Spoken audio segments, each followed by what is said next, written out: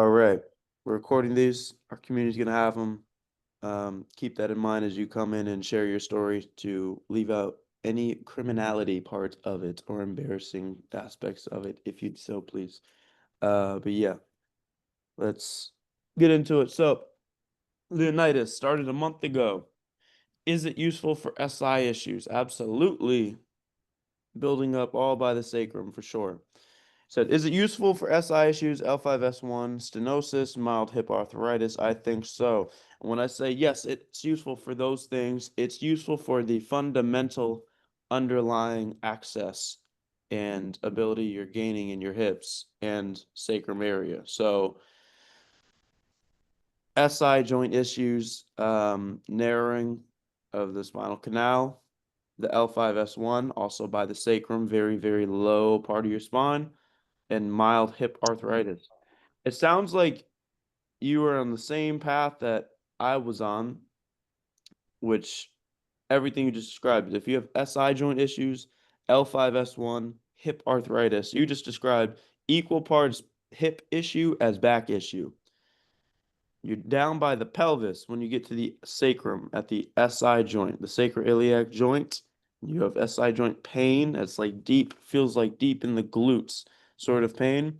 And then your L5S1, that last vertebrae where the connection is to that disc. If you're having pain there, your problem is equally, by definition, L5 is lumbar, S is sacrum. You have a spine pelvic issue. You have a hip and back issue, and then the hip arthritis. So this program is really good at the angle of training your hip issues, just basic restoration of strength in the front and the outsides, the insides, but then functional access and usage of the hips through rotation with really strict emphasis and not hiding it in little, just a drill and we're out of there, but real consistent twice a week, outer hip drop set, measurable range and progress with the incline pigeon.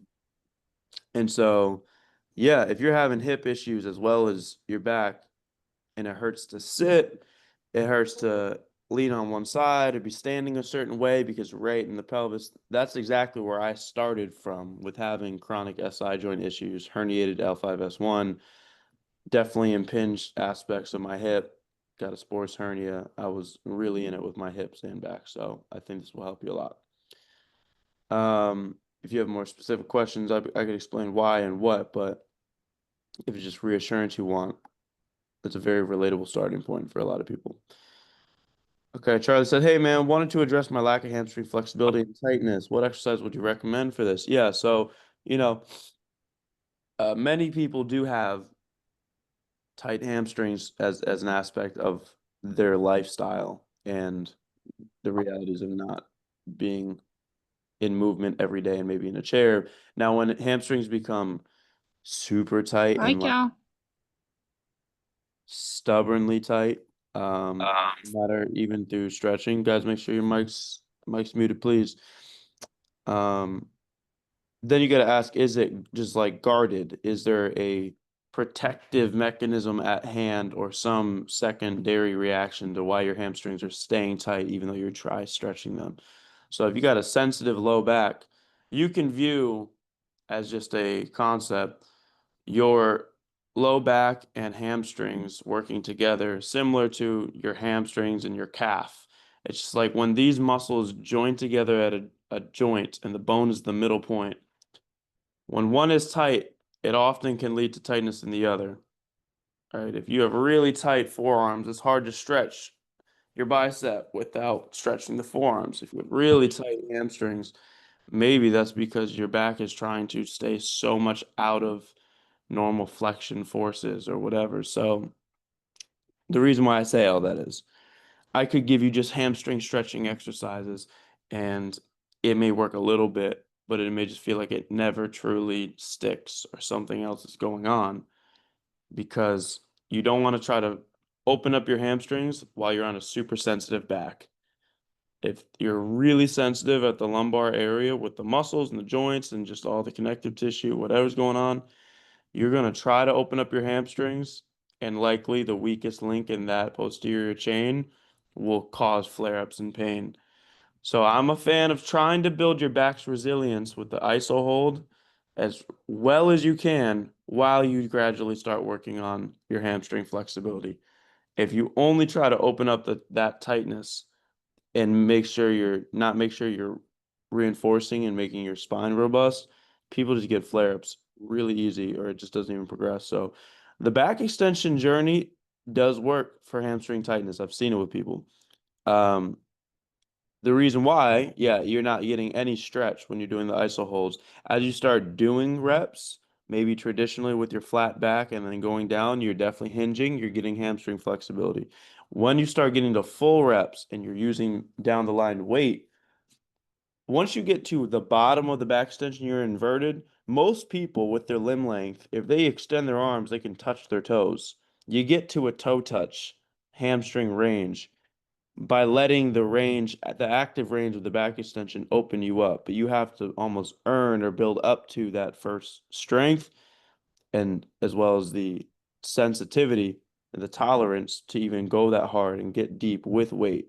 So that journey alone with the back extension, if you keep doing and your spine is healthy enough and you go far enough, you're going to get to touching your toes, which is at least some kind of baseline.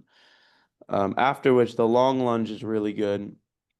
I've shown that before. If someone maybe in the chat knows and remembers me showing that. If not, I'll send it in the Discord. But the long lunge, let me do this. I'm gonna open up my notes app.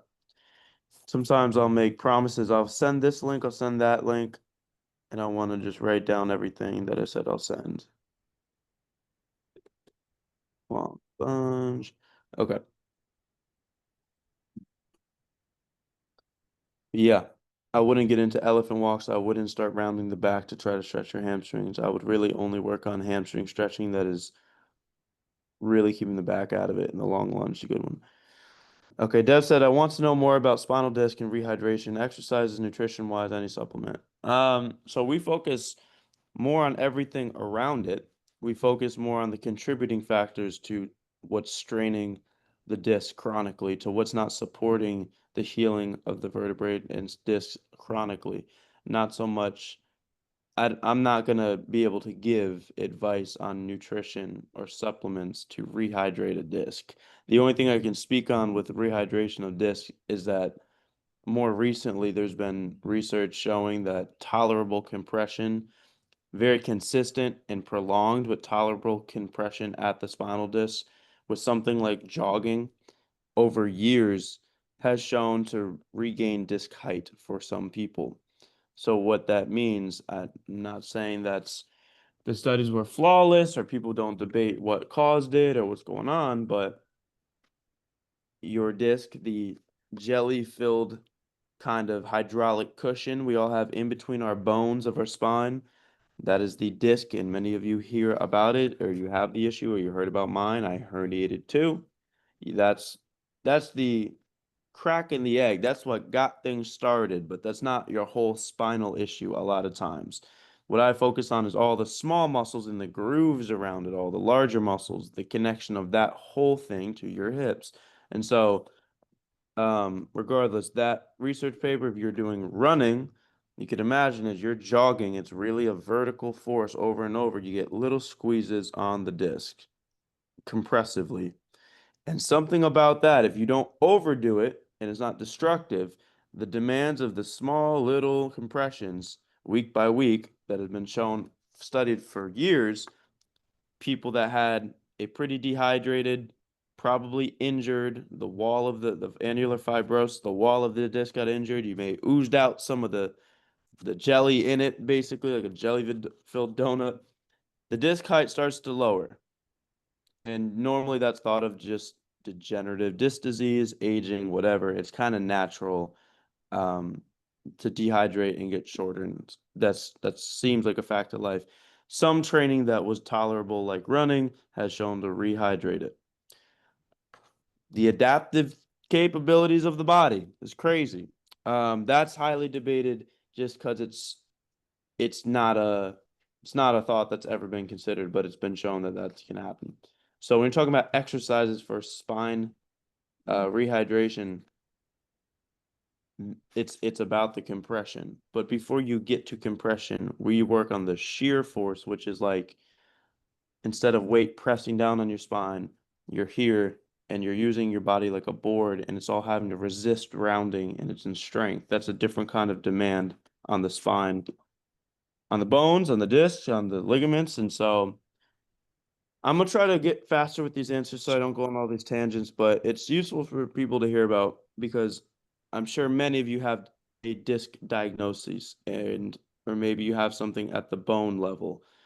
Maybe you have slippage of the vertebrae and the alignment, spondylolisthesis, you got retro, you got all these conditions you can hear about. And I want you to become more curious about why. Okay, if you weren't in a chronic, you weren't in an immediate accident, your whole spine got just wrecked and deformed. This is more of a slow burning chronic thing. One injury, then you had a few months, it was okay, kind of getting worse, kind of getting better. Another injury, now you're a couple years in, and it's like your spine's changing on you. You're like, what's going on? It's not just about the condition or the artifact of what happened to the disc or to the stress fracture at the bone, the pars defect, the omotic changes, and the different things you're going to hear and Google and look up. And you're like, this thing is happening to me. What the hell? You don't need to hyper focus on that level because why are you having such excess force on the bones that is getting stress fractures or there's compression fractures?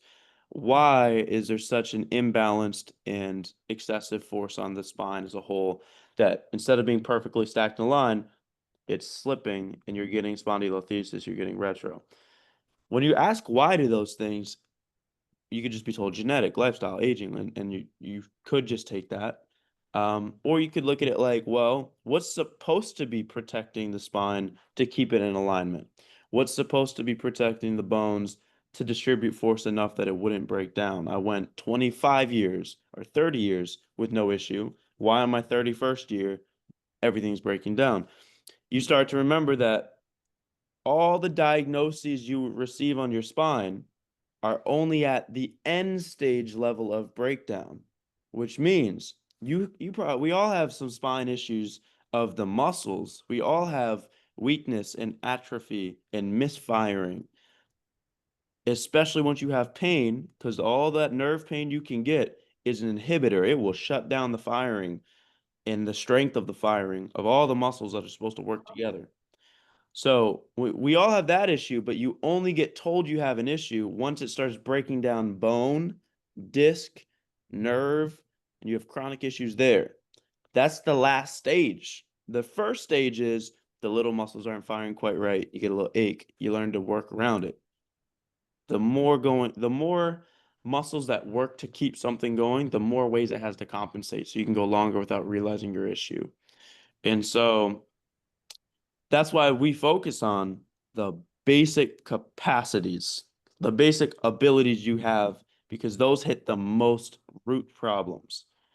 And so, bone, disc, nerve, that's what our diagnoses are normally about. But there's also ligaments all around the whole front of the spine, everywhere on the sides. Those are supposed to keep things in place too and be protective. Those are adaptable. The muscles, so many you can Google it. I got obsessed with Googling paraspinal muscles to the deepest layer. You go look at the spine on a small zoomed in look. And you're like, what are the tiny muscles there? There's endless. There's multifidus, there's rotatorus, there's intertransversarian, and blah, blah, blah, blah, blah. You start to learn every angle and groove within the spine has all these little muscles. And that matters more than the next injection you're going to get, is trying to get to that level. You got the big muscles you can feel, your spinal erectors that we all maybe know about, but there's more. And so that's my reframe for everyone that wasn't just about this question about spinal disc height and these very deep, nuanced, intricate layers and levels at the spine, the smallest thing that we're focused on. I just need to fix my L4 or L5. Probably not. You probably need to fix your multifidus and your longitudinalitis and all these crazy names. I just made that one up. And start to regain your ability to just gently round your back and then be able to go sideways and then brace hard and use it better because then everything around your L5S1 is going to do what it's supposed to do, which may be the root problem anyways of why you have an L4, L5 issue chronically. And if you improve everything fundamentally with your spine, it's strong, you have mobility restored, you can move in different ways, you can load your spine, no pain has popped up, no flare up in a year. Usually a person has no symptoms anymore. Whether the L4, L5 issue is fixed or not, you could still have a disc bulge, you could have no symptoms, then you're good, right? Or B, a lot of times the journey of that fundamental sort of focus to work on those root causes actually leads to changes around the L4, L5, and you do fix the problem without even trying to focus on the problem. So just a reminder, as I know I'm going to read a bunch of questions. I have this diagnosis, that diagnosis, this, does this work for that? Does that work for that? Um, Everyone's journey is going to be a little different because we all have different pain triggers and weaknesses and limitations that we have to be creative about. But the approach of stimulating your spine works for every human being because that is the nature of our spines. It's adaptable. So let me go boom, boom, boom, hit the rest of these, and then we'll get chatting. So Dave said, question, should the outer hip circuit always be followed with those heel touch reps? If so, should the circuit be done on both sides, then a short rest between the reps? Finally, how many sets are advised for the circuit? Is it meant to be done once per day type approach? I mean, guys, I'm not saying the website's perfect, but it is pretty outlined with the day schedule. So when you guys ask, is this meant to be done daily? It would be in the program daily. If it's there from Tuesday, Thursday, it is meant to be Tuesday, Thursday. If it's not clear on that, we're always re-looking at the site to make things more intuitive and make more sense. So it's not a bad question. But yeah, that's anything that the hip mobility circuits right now meant for Tuesday, Thursday. I wouldn't probably do it every day. You could do a little bit of some movement-based stuff with the joints if you want, but burning it out, probably not. And yeah, should it always be followed with those heel touch reps? If you don't have any issue, any huge issues, talking about hip cars, where I post a video to bring your hips together, you tap the heels, and then you try to get the other leg back behind you, and then you come back and do it. It's yeah, it's part of the hip circuit. Any part of that, if you get severe clicking or clunking or grinding and it's painful, you can shorten the range and just do a part of it and not the whole thing. Um, or if it's really problematic, you can pause it completely. You could do just the iso holds to start for sure. So yeah, anything with the hips, try to find an easier way to continue doing it if it's possible. Lean down on the elbow, make the angle less intense. Um, find the workaround for you that's still like, okay, this is the same exercise, it's productive. I can see how I can do this regression to then get to doing what I'm seeing with him at the later levels. And at the end of it all, if it's still not working, you can drop an exercise. You can you could almost pick any exercise in this program, even if it's the back extension. If you're having such a problem with any exercise here, you could omit it for 2 months, and the other exercises will build up your capacity to go back to that. If you don't do back extension because you can't even do iso holds and the reps feel scary, you could just do trap three raise so well and start to get a little lower angle to where you're almost basically doing a back extension iso hold. And so everything here kind of helps build into the other capacity and the other exercises. So yeah. Peach, is it possible to fix the back at home? Yep. Yep, I don't have access to a sled unless I go to the gym. Understandable. Most people I trained with years ago when I was in this close online thing where I did a few hundred people, most of them didn't go to the gym and they didn't have a sled. The people that did have a gym and went to the sled really were vocal about how much it helped them. Um, so yeah, it's very possible. You're gonna want something consistent to use for your back extension though. I don't want you sitting on the chair doing the holds there forever. You could buy a back extension machine. You could get one of those back buddy straps, or you could find a workaround if you have TRX handles or something as a doorway suspension trainer. You then just need something almost as a seat belt to put in your hips, and you can use that to train an iso hold and even reps.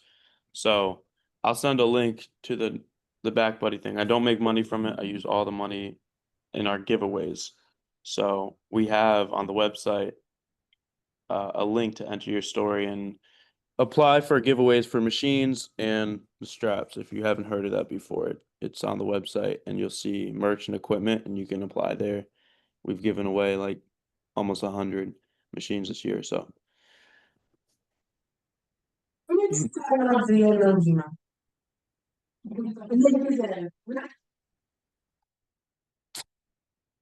hi, why does my partner laugh hysterically to the point of peeing herself when she sees me doing the deep calf freeze?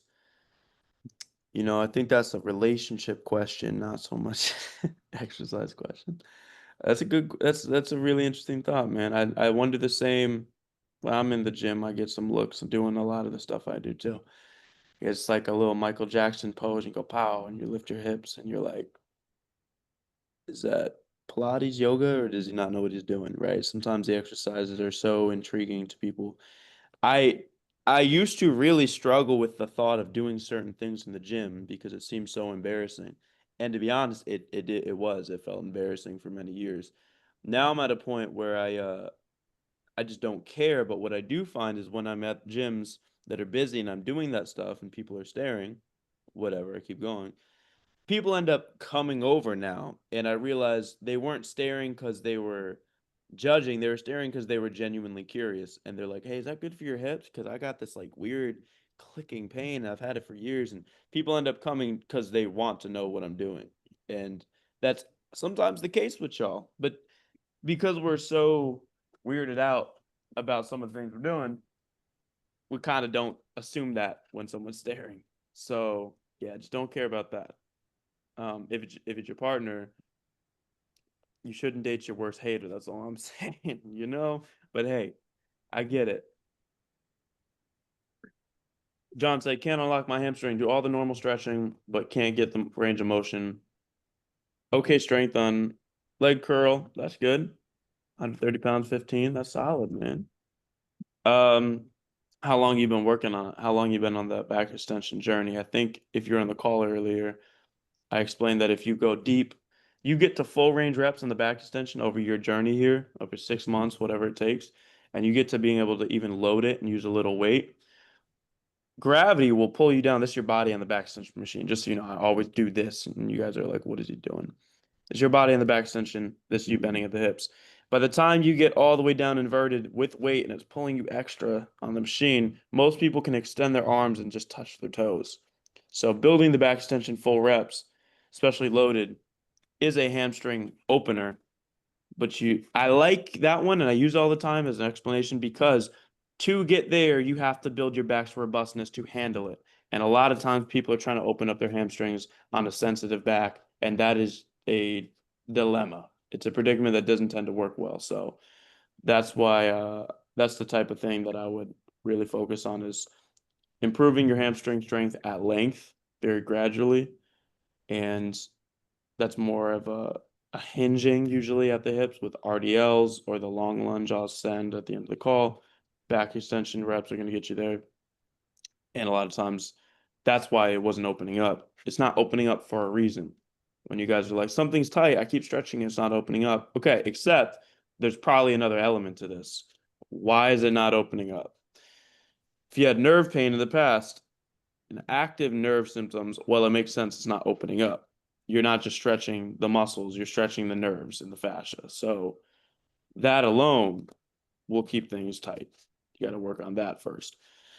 Nathaniel said, may I ask, how do y'all deal with re-injuring and flare-ups? I was on the program and saw improvements, but a flare-up from washing my fan, and now I can't stand up straight, less walking straight. I'm looking like a goblin. Man, super sorry to hear that, Nathaniel. Honestly, um, a lot of us have been through a version of that.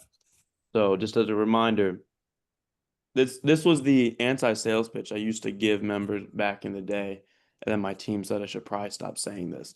But everyone gives guarantees of in this backspace, people selling programs and stuff. Everyone gives guarantees of be pain free in 30 days or money back or fix your back in 90 days. They give this time frame to where you're going to be good. And what my anti-sales pitch used to be was get your first flare up in 30 days guaranteed because it's true. And the reason why I'm like, I don't think that makes me a terrible coach and a bad a program creator is because this is part of the journey that is sensitive and delicate in nature. And so the reason why I don't try to steer people away from the flare up. I actually almost encourage embracing it with a sort of, it's here, I got it. Because there's lessons in there that you really, really need. I'm not talking about endless pain. Pain turns you into a wise person. That's not what I mean. I mean, tangibly, when you are training your back and you get a flare up. And not just from that, but I just mean like if you're avoiding your back completely and you're on the normal path, you're trying to be careful and you're not training your spine to further levels and you're not really exercising that hard, you go to pick up your shoe and you flared your back. What's the lesson there? I have to be more careful. I hurt my back. I don't know. I need to hinge at the hips. Stupid move. But if you started training your back and you just did back extension iso holds yesterday, and then you go to reach for something and you flare it up, that tells you, wow, you really used the protective muscles that are now declined and fatigued today, just like your legs after leg day and you buckle down the stairs. Well, your spine can have many buckles from fatigue because you blasted it and you're so fatigued. That's not a bad thing, but that lets you know, the back extension may be relevant to my vulnerability. So imagine once I really build that up over time, let me take it even slower. Let me do even less than I think. And so a lot of examples of that, right? You could have gone really hard on the split squat yesterday, did 3 sets, got really deep, paused well, felt great during. The next day, everything's just aching in your spine when you sit. And you're like, what's the thing I did? Did I change anything? Oh, I went really hard in split squat. You just formed more context to your whole math equation on the board of what causes your issues. You got to go through that, right? Like you have to cross the line to know where the line is sometimes. And that line is telling you this is your current level at your hips. This is your level at your back. And so how do you deal with re-injuries and flare-ups is realize it's part of the game. It's part of the game. This whole game is about survivorship bias. See what you can keep improving with no problem. Fantastic. That's what we love to see, wins and progress and no pain. And that's the ideal journey. The realistic journey of the thousands of people that have gone through this now and that have been helped is that you got to take the bad too productively and think, was there anything I added? Was there anything I did extra? Maybe the weeks are starting to build up on me. Could be lifestyle too. You didn't sleep well, you were eating kind of crazy, you feel inflamed, you're stressed, but you know, there's always something to learn here. And that's a fundamental principle of being an LBA is just not toxic positivity. Yay, I'm in a flare up, but knowing that's why this is somewhat of a different mentality and approach than other programs is we're not demonizing pain ever. We got to work with it. And so tangibly, how do you get out of the flare up now and you're trying to improve and get back? You got to get back. You don't want to take this as a sign to stop doing anything forever. You got to keep walking, stay active. I know that sounds generic and obvious, but that is where it starts. After a couple days, if you're like kind of hobbling around and can walk a little better and things are good, you're putting some heat packs, you're trying to open up things. When I say open up, I just mean not by stretching, but you're super tight and walking around, you don't feel as crazy, spasmed or nerve pain. Um, that's when you can start to try to get tension again at the spine and contract the muscles to even small amounts so maybe it might let go. A lot of times flare-ups are a defense mechanism where everything guards up and tightens and there's like this chain reaction of symptoms that occur. So for me, when I would flare up, it would be right at my sacrum and I would feel something really specific and then it would be super like radiating to the problems over the next 2 days to where I would feel nerve stuff shoot down to my glute and my hamstring. And then I would feel an aversion to that side and I'll sit on the other side of my hips. And then I would feel spasming and cramping on my outer glutes, which would then cause a weird pulling on the other side of it. And it was like one thing would lead to the next and the next. And it's almost like this alarm system was tripped.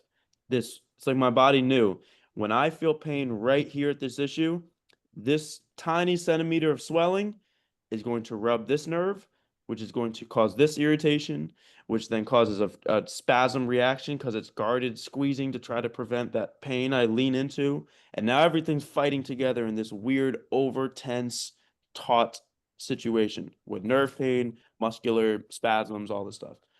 So, so this mechanism can be turned off, this defense alarm system.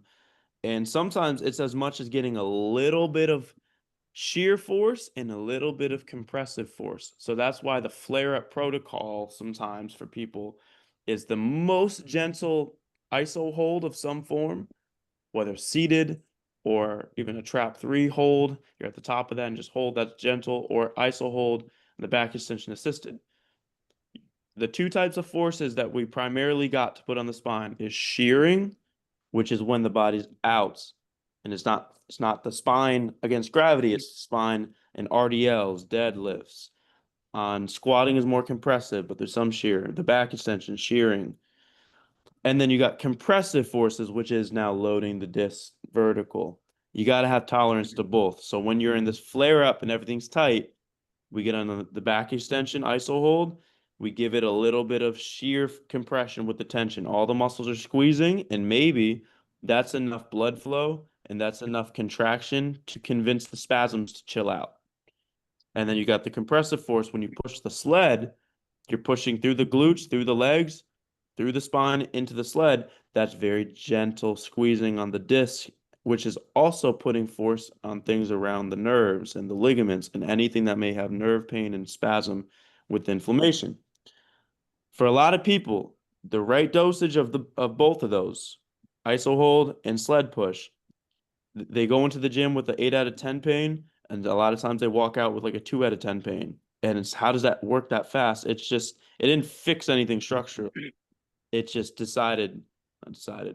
It helped convince your body to calm down on that defense mechanism of muscular spasm, where you're in contraction and you're just stuck there. The nerve pain that may have been from swelling, the circulation may have helped with that. And all of a sudden, everything's like kind of more normal. You just have a pain that is normal. You hurt something pain, but it's not this whole coma at your hips that your back went into. So that's the first place to go. Move around for a couple days, treat yourself well. I wouldn't lay in bed all day. We know that doesn't help. When you get sick and you have back pain, it gets worse. And after a couple days, you feel good to walk, go lightly on the sled, put 10 to 20% of your body weight on there. Have someone put the weight on for you if you can't. Slow push, push, push, push through the spine, gentle. And then see, can you hobble to the back extension, put the pad up to the chest, put it so easy. Can I just hold and squeeze them a little bit for a minute? Try it again. At the best, everything feels a lot better and is alleviated and you're back in the game. At worst, you just made a decent deposit that will probably help you tomorrow and the next day. So that's the thing. Don't have access to sled, please suggest alternative, get a sled. Guys, I'm not a miracle worker. Access to sled, I'm gonna tell you to what? Go to the wall and push on the wall. Like, you gotta if this is important to you, and I know we're all in different parts of the world.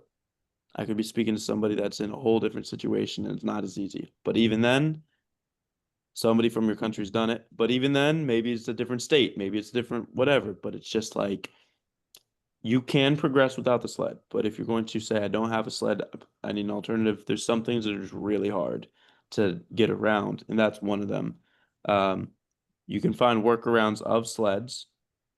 You know, you can put a tire out in the grass that's real big and put some cleats on and you can push it. You could put a car in neutral, I guess, in theory, and push it. You could find some things. I'm excited for someone to create like, really easy workaround for the sled one day. It's some product, but right now we don't got it. Tom said, I'm 8 months in, can do 3x12 reps in the back extension with 15 kilograms, 1 minute ISO hold with 20 kilograms. That's great. I'm assuming you built, yeah, 8 months in, you built up to this. Third body weight split squat. Back is still taking time to heal. Just wondering how long this takes. It really takes its toll mentally, physically. Does this take 1 or 2 years? Some people are saying 100 weeks. Damn. Who's in the Discord giving these time frames? 100 weeks is a good pitch though, because it's kind of most people are going to get there in 100 weeks. It's pretty fair, and it may take that time for certain issues. Do you have any pain now, Brendan? Need some inspiration. What's your thought on meditation for this also? Oh boy. This one could be an hour answer for me. Let me make sure I keep it dialed in. So,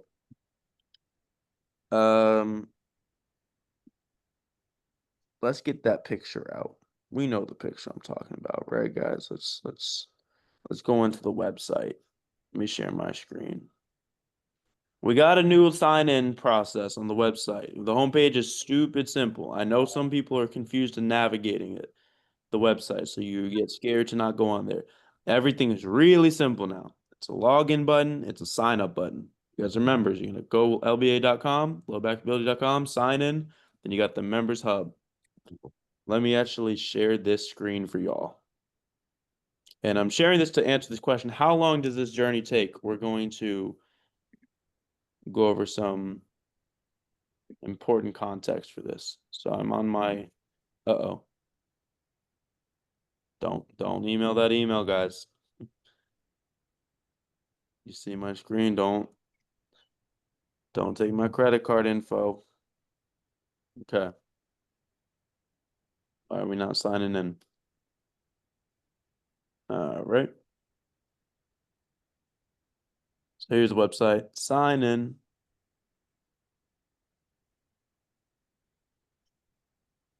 So it's the members hub, right? FAQs. A lot of the time you ask questions about training or you have issues with the site. A lot of times it's already in here. For the workouts, the site. This is where the normal flow is. If you want full body training, you got to also go all programs. So we have the long game plus add-on essentials where we train upper body. We train push-ups, dips, chin-ups, rows, training some stuff with the elbow, curls, tricep stuff, training leg stuff, squats, and in ways that are so make sure we're muted, guys. Group chat, you guys are in there. Testimonies. This is where you cancel subscription. This is where you change your membership price. This is where I know everyone always asks us, how do I adjust stuff? You're not locked into any subscription price. You're not locked into or hidden into a membership. It's very easy to cancel. You will go here. I'll just click it. Subscription. And then you can adjust, cancel, all that. Okay, so now what I want to show you, the education modules.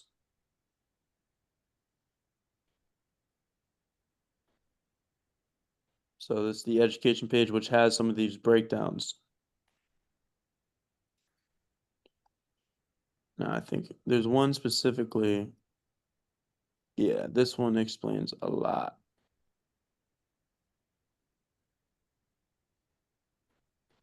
We don't have the page with the write-ups anymore. That's something important for us to know. But this video covers it in depth. No one right here. This is what I was trying to get to.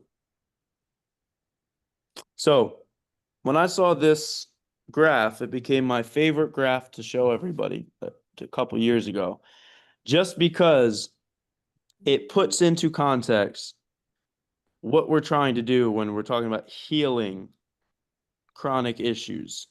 So I'm having you guys go through this journey, and we're focusing on the what's of what we do. What do we train, and what progressions are we going through to train what muscles? We don't really talk about when and for how long, right?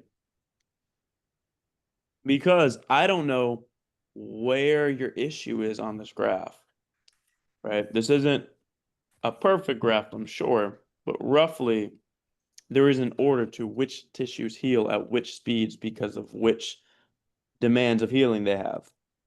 And their vascularity, do they get blood flow and all that, right? So let's look at this quick. We have this graph, the adaptation percentage, which is basically how long, the full completion of remodeling, right? For something to completely heal, you injure it today, how long until it can completely remodel your skin, right? Replaces, I don't know, every 8 weeks or something. Maybe it's longer, but everything refreshes. You're not wearing the same skin you had 5 years ago. It just rehealed in the same way and the cells replace all this stuff. So we have different types of tissue laid out. We got the nerves, the muscle, the bone, fascia. Then way later, way slower, we have the stuff that you normally don't think you can heal. The ligaments, tendons, cartilage. And just see, I research what happens to a back when you do back extensions or holds for 100 weeks straight. No one does it. Okay, that line. That's the problem. Slowly drawn. Disc healing is probably somewhere on here too. Hot take. It's a hot take of mine. But there may be things that actually can heal, but are so slow we don't even think so. Because cartilage for a long time was not thought to be able to reestablish and regrow whatsoever. And now you can't easily regrow cartilage everywhere in your body, but some places you really can. And we've seen this now in the knees in certain areas, but it's like multi-year of deliberate and intentional stimulus. And it's not always the easiest training journey. You have to, like us, I could just say, do deep Jefferson curls and it's going to train everything. If you do that, you got to work up to that over years. Otherwise, you're going to rupture a whole bunch of other stuff. So for a long time, we didn't think cartilage was on the graph. This wasn't here. So what do we know about potentially even further healing deeper on something like the disc wall? Who knows? Whether that's true or not doesn't matter, right? I wrote up here, I drew a line about the nervous system. And this is what I mean when you're in a flare-up.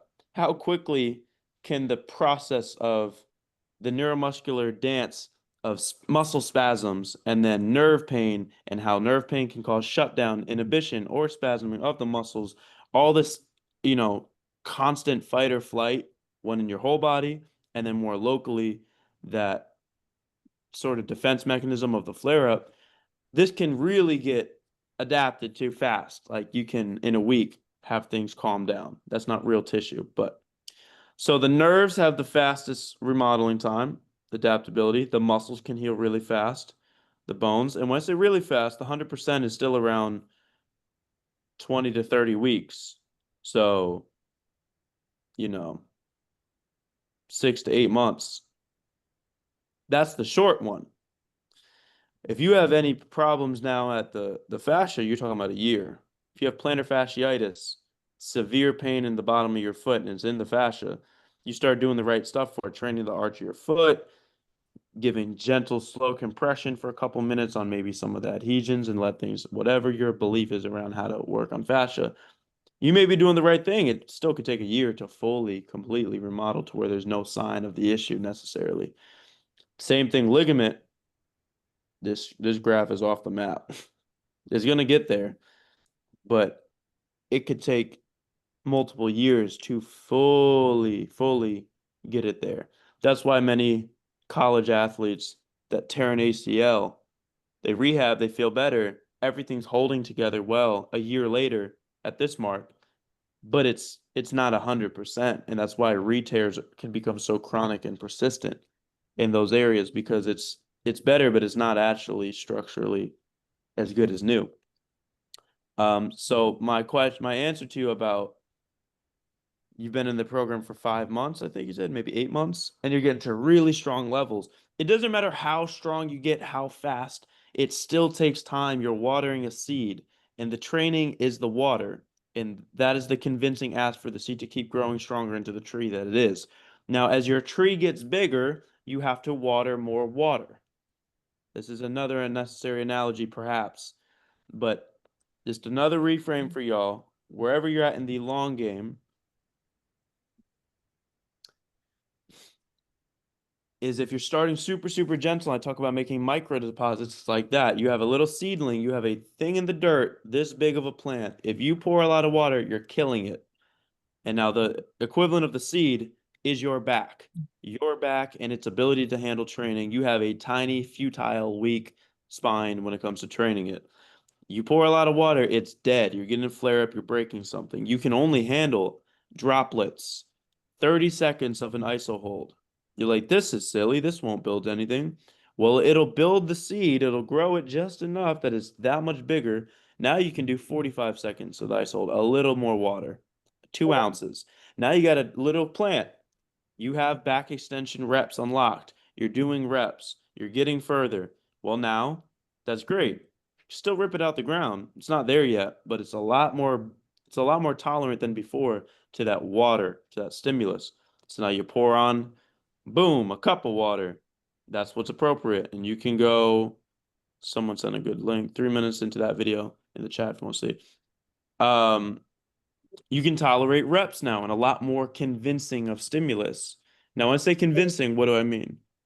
Remember that graph with the tissue to remodel? This is the kicker. It's like layers of an onion. Like I said, there's many layers to the back and the back problems. We're only told of what's going wrong at the core, at the very center layer, not the core of this body, but the core layer of your spine. The bone, the disc, the nerve, that is as deep as you get to the spine.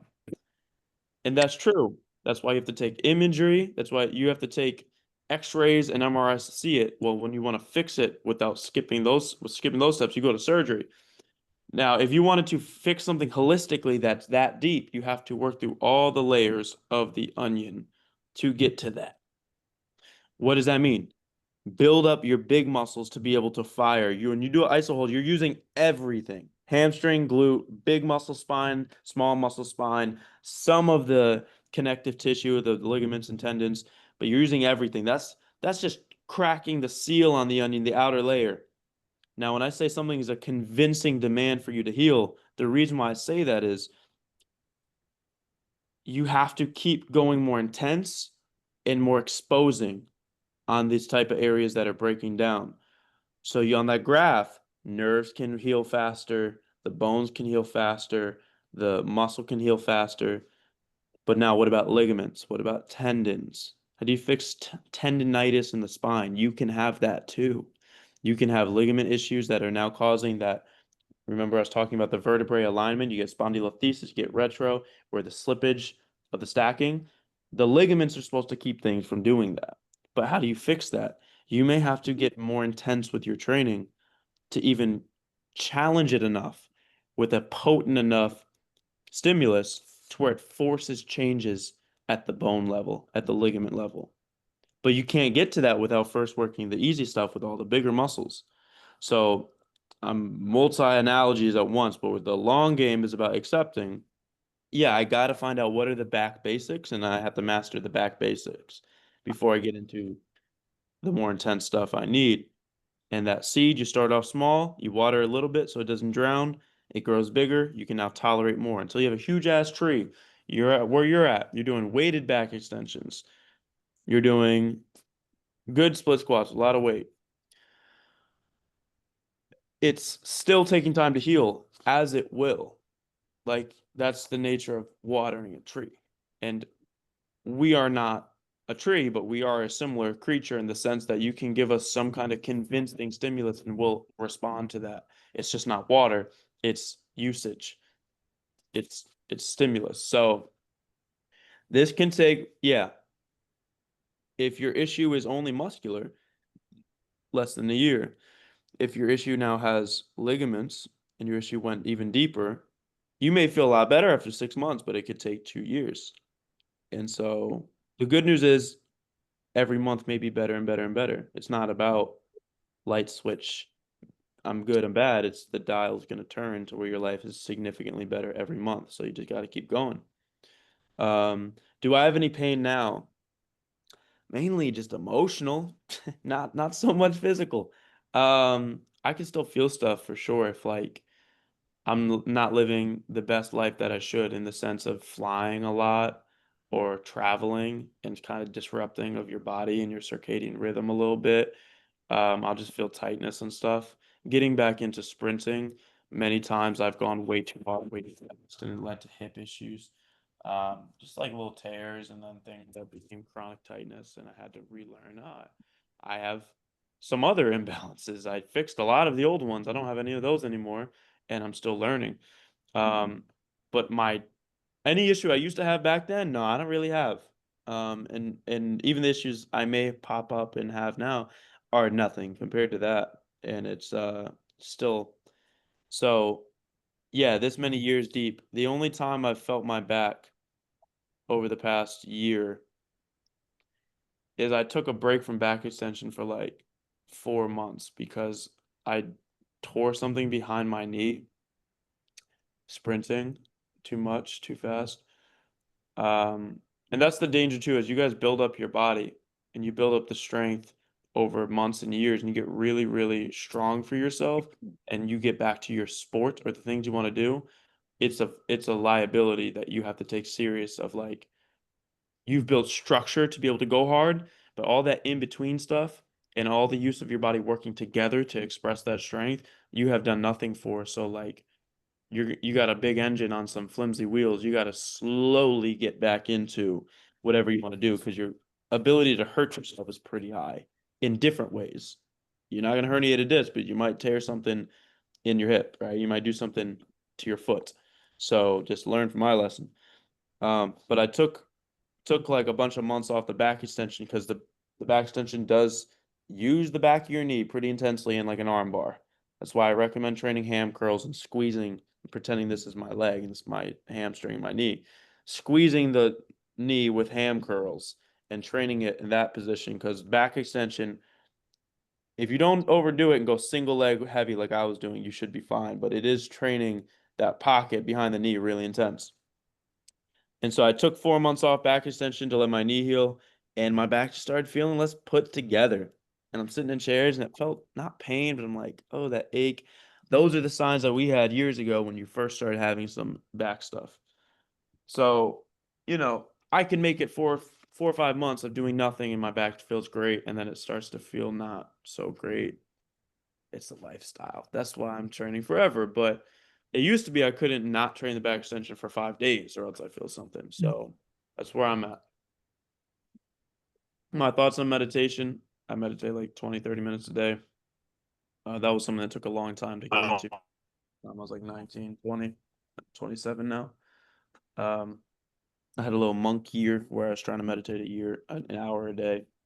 That's a difficult thing sometimes, but yeah, people have different beliefs about it. I think sitting still, just in general, is a really important practice when you're in the whirlwind of constant thoughts. Not going to talk about the world we live in with the way we use our phones and media and just consumption. You're in this like fried state in your brain sometimes. But even just the thought patterns of pain and being in chronic pain, it's been measured that meditation can really, really help with the rewiring of pain pathways and the way you interpret pain and the way you even experience it. And I think meditation's played a huge role in me physically healing injuries. I'm not gonna lie. The mechanism to how, not really quite sure, but life does feel better when I take time to sit still, and work through whatever needs to be worked through, just passing emotions, thoughts. It doesn't have to seem deep woo like that. It's just sitting still. It's the reason you put kids in timeout and they come out a little better.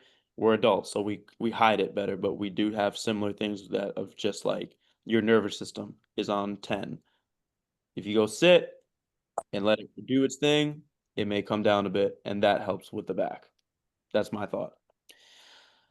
So, okay, let's keep going.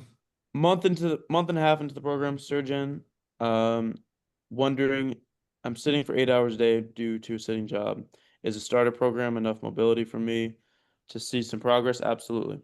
Can I enhance it somehow, or should I stick to the starter program? Also, my hips are super, super tight, and sometimes if I go overboard, I get a flare up. Had back pain sciatica for 5 years daily. Also tighten the upper back and shoulders. So you're saying super tight, and if you overdo it, you get a flare up. But you're asking me if you should do more. Let's not. Let's start with just twice a week is definitely way better than twice a week of the right stuff. Is way better than what you're doing before. It is enough, totally. Daily work on something, you could just move everything, have a 5 minute routine of not compromising your spine and the vulnerable things and stretching, but hip circles, arm circles, bend your knees a bit, some calf raises, a slight mobility routine you do at your desk isn't a bad idea. I actually did a video on seated mobility to where you can sit in your chairs at the airport, and then you can do this in an airplane. You'd also do it at your desk job, a flow from your ankles to your knees to your hips. And I walk through like a 3 to 5 minute flow of basically a mobility routine that's still using contraction. It's not super hard, but if you did that every 2 hours, put a timer on, hit through 3 of those a day, you're gonna be great. So I'll let you send that mobility flow report. I would definitely recommend you do that and not add our true mobility day multiple times. Okay, Moran, I'm sometimes in a weird state where I'm not sure whether certain back exercises make my back more stiff or actually help. As for the big picture, it definitely helps and I'm on the right path, but for the intermediate time frame, I'm not sure if I overtrain or don't train good enough. Yeah. What kind of measure do you suggest to have a look on whether the intensity and frequency is good? That you worded it great. This is something I've talked to people a lot about, Moran, which is like um it's not just about how do you feel during the session. It's also about how you feel the next day after the session. But also, it's not just about how you feel the next day. It's about how you feel week after week of these things starting to compound and stack. The fatigue you can put onto an area can kind of be cumulative. That's why if you've been an athlete, like the season, towards the end of the season, things are wearing on you. It's because week by week by week, the general fatigue or the overall recovery to stimulus balance is getting exposed. So if you are slightly overdoing it and you don't fully recover, then you hit another session slightly overdoing it, don't recover. But week by week, that overdoing it's going to, that discrepancy is going to get more obvious and you're going to feel this constant sort of thing. And that's a real measure. That's why I would recommend you guys to have almost like a weekly journal or weekly tracker or check-in of some sort, whether you record yourself on a video for a minute or two to just going through how I feel to yourself, or you write it down in your notes. Some people have daily kind of tabs of notes, but especially week by week, that's a good measure because it's not always you did too much, you flared up. But if you didn't flare up, that means you did the right amount. Sometimes it never hurts you, but it does creep up of this. I'm just getting stiffer and achy. I don't, am I doing too much? You might be. So you got to start tracking time to put some rhyme to that reason of why, you know. So how long have you been in here again? That's a good question. You've been on here for a while and you're feeling better, so and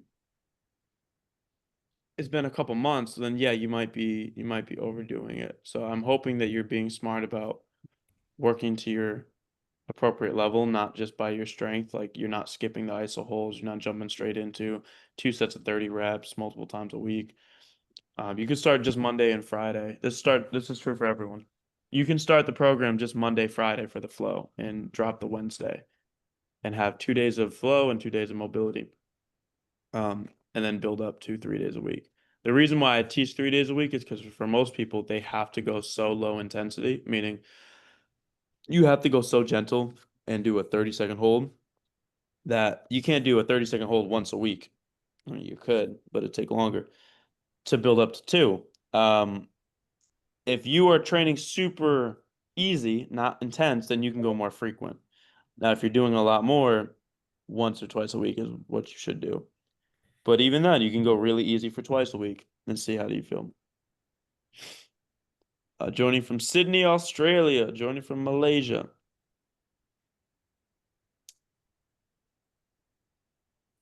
Is this something you're stuck with for the rest of your life? Like the moment you stop doing LBA, your issues will return. First thing I would say, let's not say stuck with. LBA is not a chronic illness. LBA is a fun source of conversation and community and progress. We should be happy to be here, right? Maybe. I don't know. But is it something you have to do religiously forever? No, that's not the goal. It's not to make you, I would call LBA. But I will say, as long as you plan on having a spine, you should train your spine. Will it be like this right now to where you have to obsess about it and do it 3 days a week and be all the time trying to check your progress and be careful. No, that's the point. It's very easy to train your back when you don't have back issues. Hmm. Just get in once a week and you just do a bump out a bunch of body weight reps, and that's your maintenance, and you're good. Once a week, if you just pushed a set to 30 reps, got a sweat, felt a little pump, and stopped, that's probably enough to maintain you for that whole week and do that for the rest of your life. That's just 101 of longevity in general in your body. You want to walk till you're 70, 80? Well, you better take some steps throughout the day, the whole time, and train basic things of your legs and balance. You want to have a spine that's not screwed throughout time? Make sure you're making deposits. Just view it as money, you know? Just view it as money. If you want to not worry about money, you have to build up enough wealth and compounds to where do you always have to invest intensely? No, you could live off the interest, but you got to build up to it. And if you do never make deposits and you only withdraw, of course that well will run dry eventually, you know. So your balance of how do you want to maintain is up to you. Savon said, I have L5S1 herniation, which says prolapsed disc. I'm not able to walk without pain after 1 hour. Not going to any legs. Also, my back remains sore and tight always. Makes complete sense. Let's get to work. Work on the fundamental things that are at hand. Work on what's within your control. You're experiencing symptoms. I don't know how recent you had that injury. Hopefully not last week, you know, after 4 to 6 weeks, it's time to start stimulating things around there. Go through the basics, go to your physio if you haven't started. Yeah, do some of the bracing stuff, do the McGill Big Three if that serves you. But then you got to start working on the further stuff. So all those are symptoms. That's the aftermath. Now you got to focus on what goes into this stuff. So you're in the right place. It's not going to be easy to start training because you're in pain. I get it, but um, you got to do whatever you can do in here to whatever level and start to see where can you wiggle through to get some work in. And then over time, you'll get more access. Your body will allow you to do more. We're coming up. We're already at an hour. Damn, I've just been chatting your guys' ears off. I hope some of this is helpful. Um, yeah. Please put some messages if any of this has really kind of lit a light bulb for you. And I'm saying that just because I didn't make this like a communal talk. I just been talking at you guys. So yeah, let me finish these and then damn 37. Let's go speed round. Been doing the program for 1 month, pain-free, lower left back, disc bulge. Yesterday, excruciating pain in right side after a set of curls. What do you mean a set of curls? You're doing bicep curls or what? I hope not Jefferson curls. And think I've developed a right side disc bulge. What? Why do you assume that? No history of injury, pain on the right side. What's going on? Yeah, guys, we gotta retrain what we think about what's going on when you experience pain. You don't you don't need to jump straight to I have herniated my right wrist. You may. Anything's possible. Not everything's plausible. Not everything's likely. And so I don't know what you did. Yesterday you said you felt it during curls. Maybe you actually mean just curls. Um, but yeah, you overdid it. It's okay. Something to learn. No history of pain on the right side. That's fine. You got one back. You don't have a right back and like left back. Yeah, it seems like you do, but you know, you could irritate something. Boom, a little nerve pain. You gotta give it a few days, give it a week. Yesterday, I get it. It's scary. It's right there, but you've been in the program for 1 month. You haven't built any insurance. You got no protection, my friend. You know, so these things can happen. That's okay, but it's gonna get better. Let's talk. Check in tomorrow. Give it a 3-day test. See how you're feeling. I don't think it's gonna define you or throw you off long term, but we gotta know more. Just gotta let me know some more. Uh, Hi, Brandon. I noticed that my right QL is very tense during the day. It's fine. It hurts every morning after I do the outer hip drop set. Okay, great example. Here we go. Notice that there's a very clear correlation and consistency with doing the outer hip drop set and side bending to then having tightness and tension. It hurts. No, it's pain. Having pain after doing outer hip drop set in the side of the spine. That is a great clue. When I'm talking about finding clues and learning from the pains that come up, this is exactly what I'm talking about. You got to adjust something. So both of them have something in common. The outer hip circuit, the outer hip drop set, and side bending both require you to crunch a little bit laterally. It does involve lateral flexion. So I've shown that when you do the outer hip circuit, let me just show. Let me show my outer hip circuit real quick. Right, when you're in this, why is the laptop zooming in and moving and shit? This new update on the Zoom thing won't just keep the camera still. It does all this like weird tracking stuff. How do I stop that? I do not want it to do that.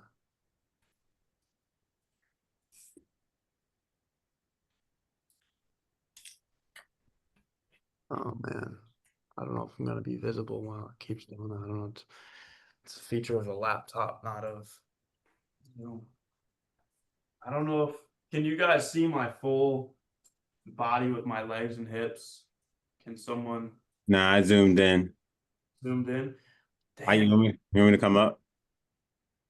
I mean, no, I don't think that'll solve it. I don't. All right. Let me Let's switch the phone. yeah. Let me hop on real quick and I'll do that on my phone. Damn, that's annoying. All right. So basically what I'm gonna show, what I'm trying to explain is that you have to crunch sideways. But if you lean down on the elbow, then you can basically still train outer hip drop set without any lateral flexion. So if you can tell there's pain,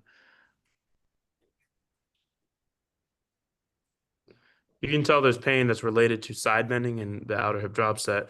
You need to be very cautious about the position you're putting your spine in sideways and not having a bend at all right now as you're building up your tolerance to it. Pause the side bending. Don't do it. That's totally fine. Your forward flexion journey and extension strength of the iso holds and the back extension will carry over. I wouldn't be bending sideways right now.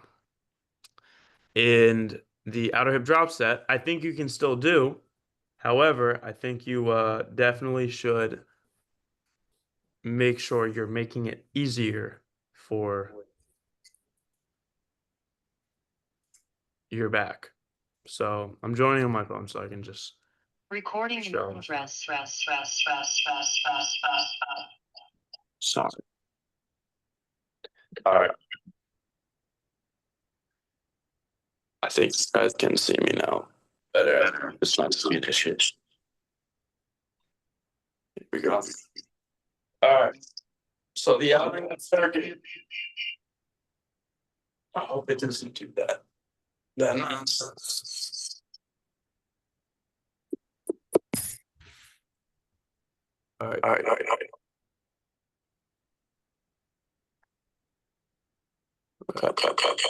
What do I Damn. Okay. I'm closing this up. You gotta turn the volume down on your other. Yeah, I got it. I got it. All right. Here we are after all that. The outer hip drop set. I've shown that you could be seated up like this.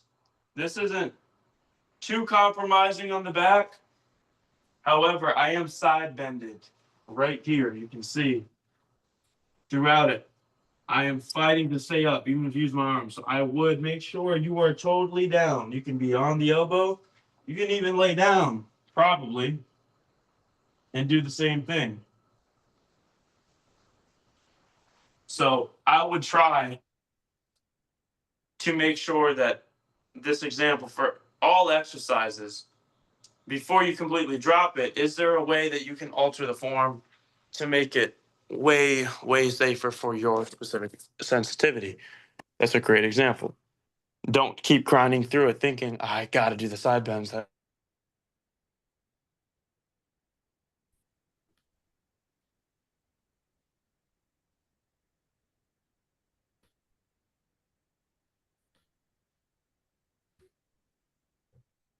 What the hell? Yo, Brent, I think you muted yourself. What? I think you were muted. No, I was just hopping in too. Okay, that. All right. But now when you hop back in, all the messages are gone on my end. Wow. Maybe not. Wow. Well, this was an embarrassing display of my Zoom capabilities. I'm not gonna lie to you. It's not my first time, but it looks like it is. So it's probably for the best because we had a lot more questions. Now, I will say if you desperately had a question you wanted answered, and you're still here, you could drop it in real quick again.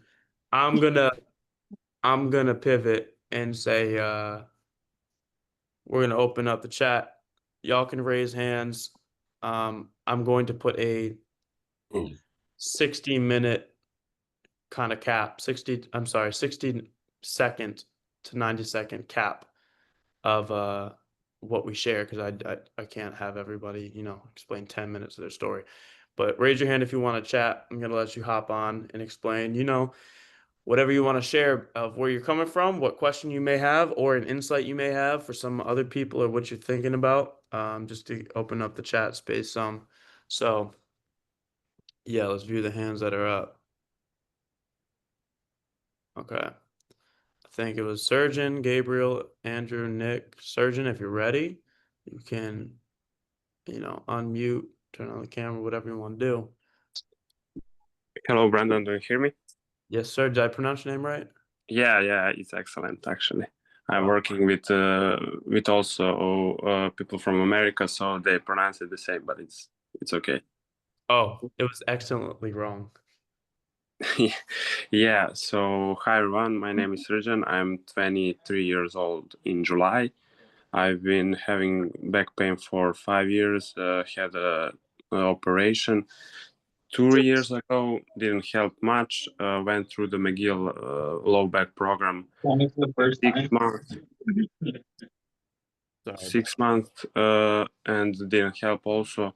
I'm as I wrote in the comments 1.5 months in this program and it's going good so far. I just wanted to ask a quick question so I don't take up a lot of time.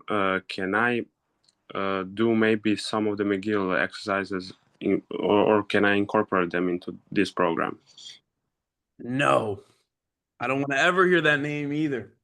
Yes, of course you can. Yeah, you definitely can. If anything's feeling good for you, that isn't going to compromise what we're trying to do with the deposits of the back extension, then it's no problem.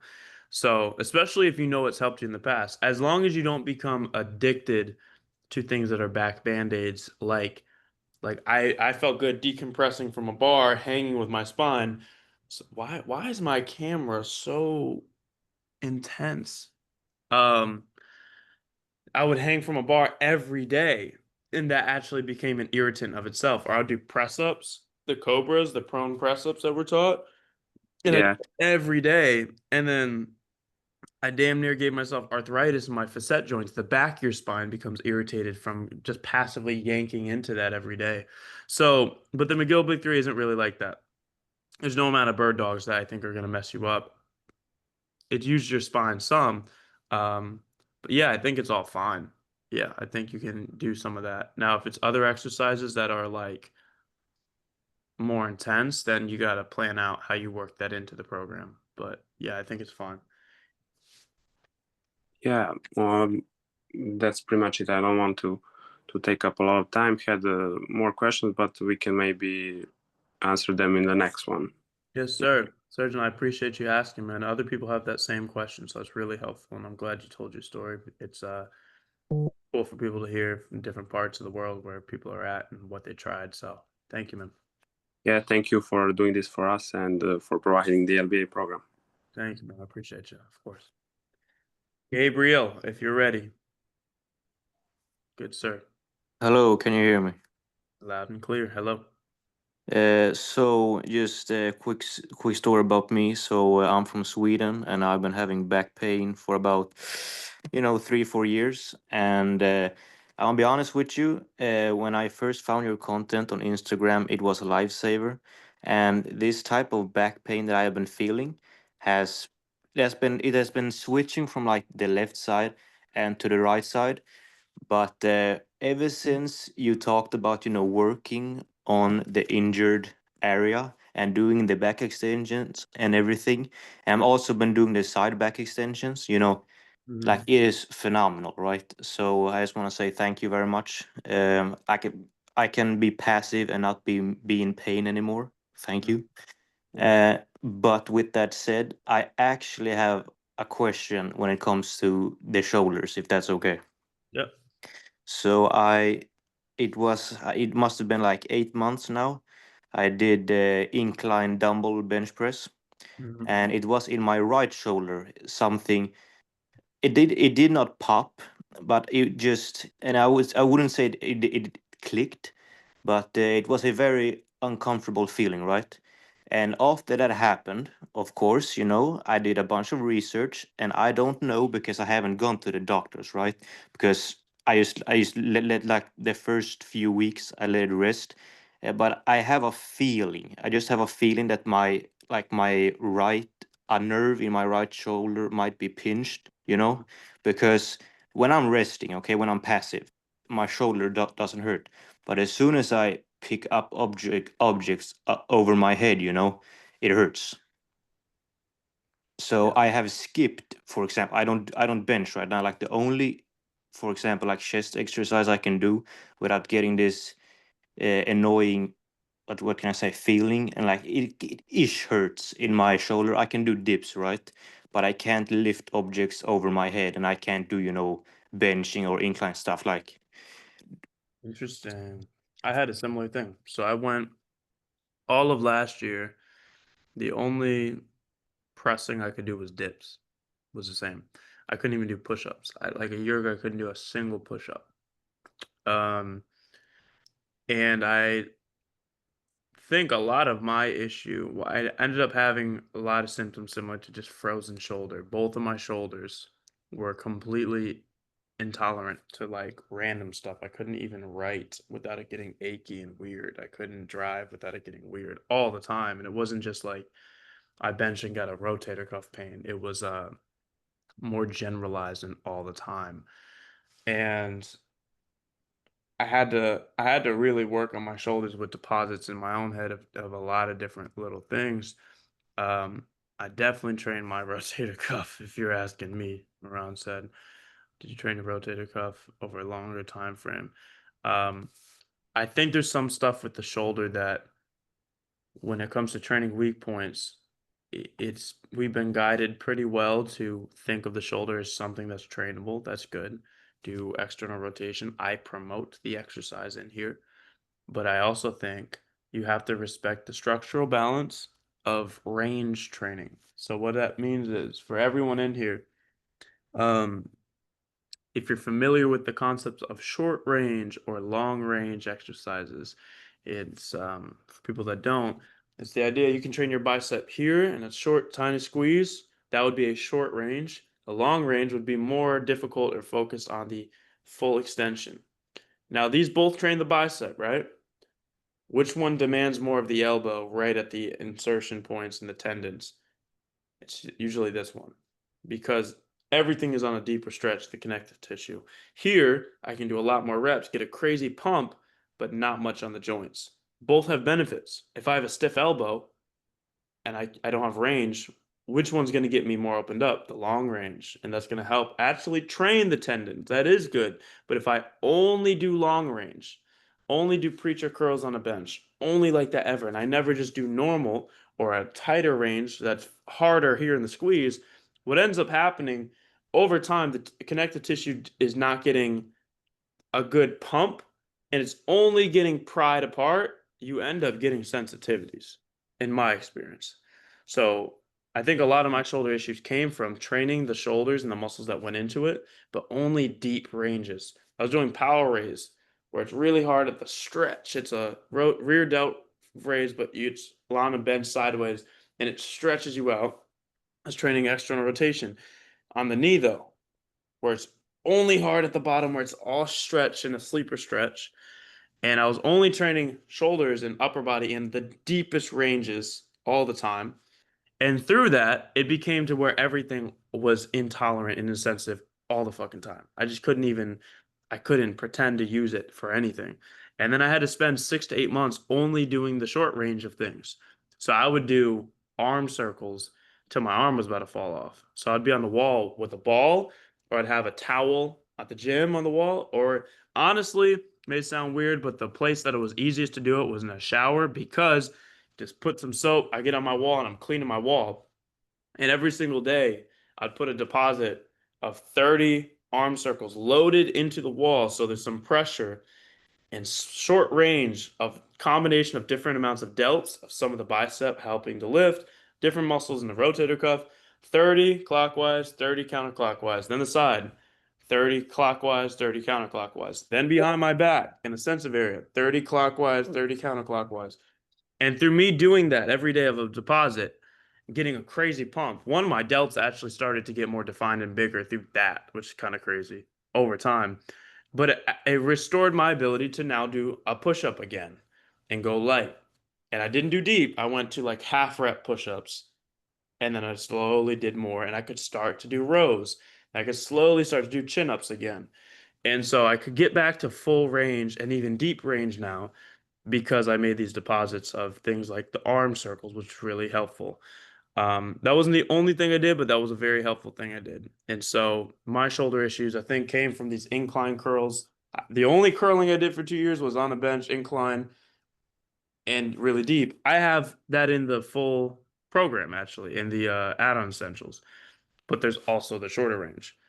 And so just something to think about, for all aspects of the body. That's why when people train their back to getting to do Jefferson curls, they're like, should I only do Jefferson curls now that I'm strong enough? And I'm like, no, do iso holds too. Still do iso holds. Even if you do reps back extensions, still work in iso holds at least once a week. If you can do Jefferson curls, still do back extensions. So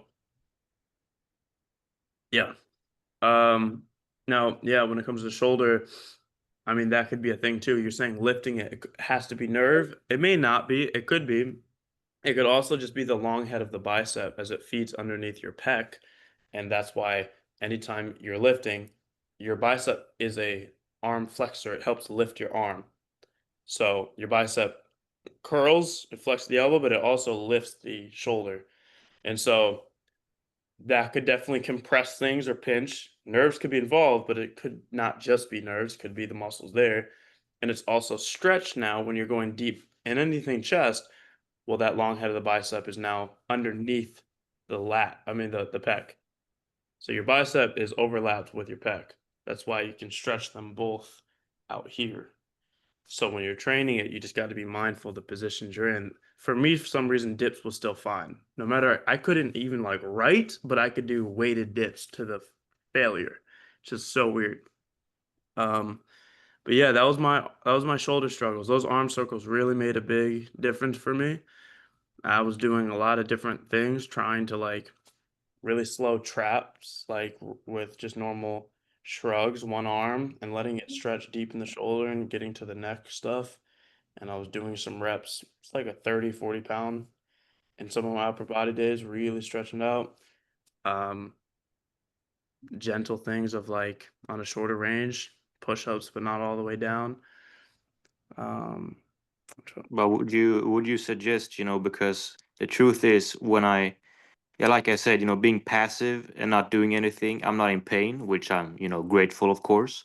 And I'm gonna be honest with you, I do relate when you say doing full push-ups because that actually does hurt my right shoulder. It is this kind of weird click feeling that I get, which is not comfortable. But then the dips, like it is okay, I can do that. But like you say, working on the shorter range of motions, because I've been thinking of going back to, for example, shrugs and other like, trap shoulder exercises because yeah, do it. I would do it. And also I forgot to mention, this is another really, really, really, really critical one that helped me. Yeah, training the external rotation, but in a lockout iso hold. So just like we have outer hip drop set, there's also like rear shoulder drop set. You can do it here, you can lift, you can go out. But even just the first step, you're lying down. I'll send the video. You're lying down and you just try to fight to keep it up with a 1 pound or 2 pound weight. The craziest pump, but you didn't have to move the tissue or stretch anything out. So when you're super sensitive at a joint, look for exercises that give you a high pump, a high burn, good contraction, but you didn't have to move tissue too much to where it's stretching or getting sensitivity. So I'll send the video for that too. Yeah, bro. Thank you. And I actually this is actually a funny thing. I've saved a video from your Instagram, and that is when you do the soup, and it is about the shoulder. You do a face pull, and then after you're done, you superset it with when you have you pull from one side to the other. You're sitting down on the floor. Exactly. Bro, that I would actually say when I do that exercise, like I feel no pain and it actually feels great to work at the rear delt, actually. Well, that's great. That's an intense one. That's an example of, yeah, this is more short range, but it also kind of stretches you a tiny bit. This is intense with there. But if I only did this, you find an exercise you love, and you're like, damn, this gets me so sore. Like Nordics, my hamstrings are so sore. If I just keep doing this every week, I'm gonna become a monster, it's tearing it up. No, you got to balance it out. So a lot of times I also do normal rows, because if I only did this lateral row from there and it stretches, that would for sure give me rear delt tendonitis or something. It would happen. But twice a month, work that in. It's a crazy stimulus. So yeah, that's a intense one. Yeah, that face pull and that sitting on the floor, super sitting with that cable row from the side is a killer. Yeah. And bro, like, I've been to a chiropractor, and I've been to a physical therapist about, back issues, and, now about the shoulder. And, I would say, like, ever since I found your content, the reason why I agree with you so much, because you are pretty much like the first or the second person that I've met or seen, like in real life or on social media, talking about actually actively working on, injured areas instead of just being passive and avoiding it. You know what I'm saying? So yeah, I just want to say thank you. And That's them. yeah, bro, I'm just gonna keep on working. I appreciate everything. Of course, we got to. We got to. Absolutely. Swedish brother. I hear it. I'm 25%. Backstrom's a Swedish name, you know. Yeah, man. Little Actually, river.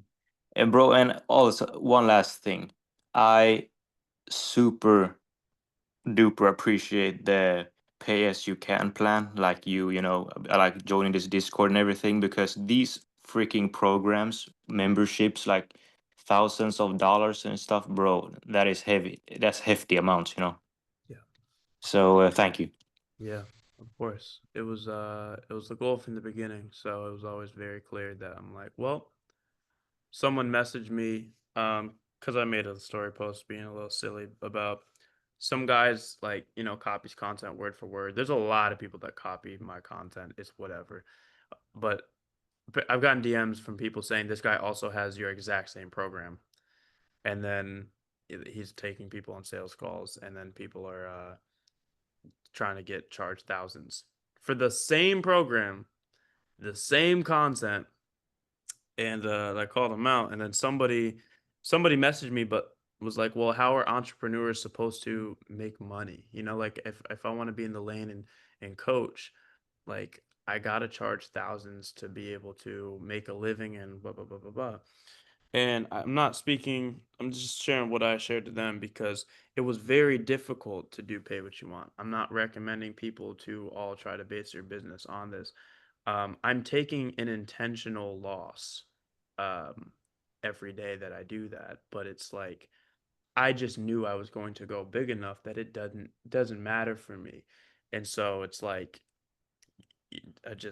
you have to have such a massive impact to be able to have such strong ethics in business when you're trying to compete against people that don't really have ethics in business, because they will copy your stuff, they will rebrand it, they will try to sales script people, they will put. None of you guys hopped on a sales call with me. I didn't have to convince you to be here. I'm not working your pain points and trying to twist your arm to give me this deposit for, because I don't need to. But I made sure. That's why it's really it's admirable that all my friends that work with me on this company, including Enoch and other people, are, because they started for free and pennies and chump change, because we were splitting not a lot of money among 5 people because we did pay what you want. But I'm like, guys, trust me, it's gonna go so big, it doesn't matter. Yeah, we could charge even if we charge $10, the income would explode compared to pay what you want. But I think it's just that important. I think it's just that important for the fact this is something of people in pain. Um, I can't. There's no price that makes sense for that. If I were to charge for per hour, now we're talking hundreds. If I were to do that, but that doesn't help the problem of society with this back shit. So it's like, um, yeah, I'm glad I'm able to do that, and it really means a lot when people appreciate it, because it was deeply advised against for me to not do that. I was told it was never going to work, from people in business, and I don't think it does unless you are legit and care and do a lot of good work for a lot of people. And I'm grateful to be able to do it. And it's not meant to be a rant about me, but just to give more context for the people. Why is it that? It's because I really went through it and I wouldn't be able to afford much. And I was skeptical to even pay someone on the internet $20, because most people on the internet are closer to being scammers than not. I'm not saying everyone's scamming, but they're leaning more to that with some of their ethics and practices. And I was coached by them in the past. I was gurued by them in the past. And yeah, don't trust people on the internet. But I'm glad you're here and that we made it past that fear, because I still have that fear of people scamming. So, yeah, this is real life. I'm glad, honestly, the fact that the community is so organic and people got each other's back is important to me, because this is a deep problem that can take over your mind. And Yeah, it's bro. Yeah, I don't want to take up too much time. I know that we will have more Zoom meetings in the future. So, yeah, yeah, I'm gonna just leave with this, because when I remember you said before that when you're young and you have back problems, and it can be back problems, knee problems, shoulder problems, any physical problem in general, when you're young, it is like, because this has happened to me. People don't give a fuck about you, especially older people. Like, oh, you're young, you shouldn't be injured, you should be feeling great, you're young and strong.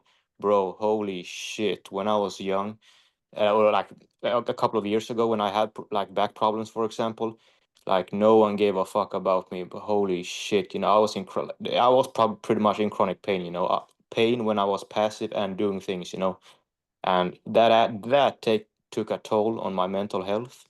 And then when you've expressed yourself, about, because you've been in a similar situation. And I don't know, because I haven't visited the doctors, but I'm pretty sure that I haven't had a herniated disc, but I'm blessed for that. But still, I've suffered through back pain, and it's been a living hell for sometimes. Of course, it's better now.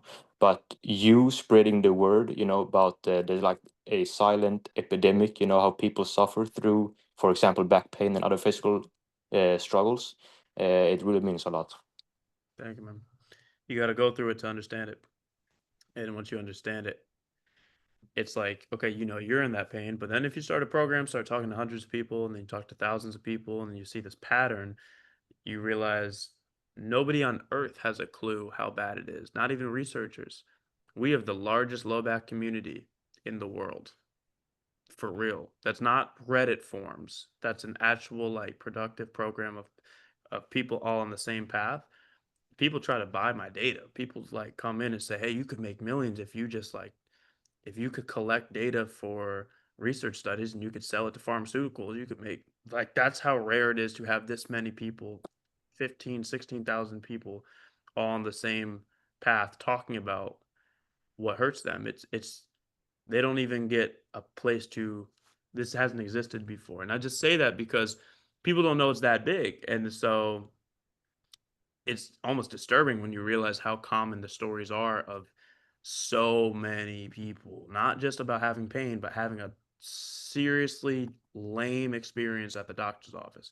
Seriously left with no other answers other than treatments. And then they enter this loop. And then it also affected their mental health. And they also had spreading of injuries and they were getting sick and all this stuff. So yeah, if you go through it, you get it. And it's special to be here, even for me. So Andrew, if you're still here and ready. Hey, Yeah. thanks. What? So this is just like a short question. No You problem. say that, when you're learning how to do the ISO hold, you want to essentially regress it until you find the the time that you can do without pain. So does that mean you're looking at how long can I hold when I start out without pain while I'm doing it or immediately after? Or are you also measuring like the day that following, the rest of that day, or like the following day? Yep. You're tracking your 48-hour recovery, and then you're tracking your week by week recovery.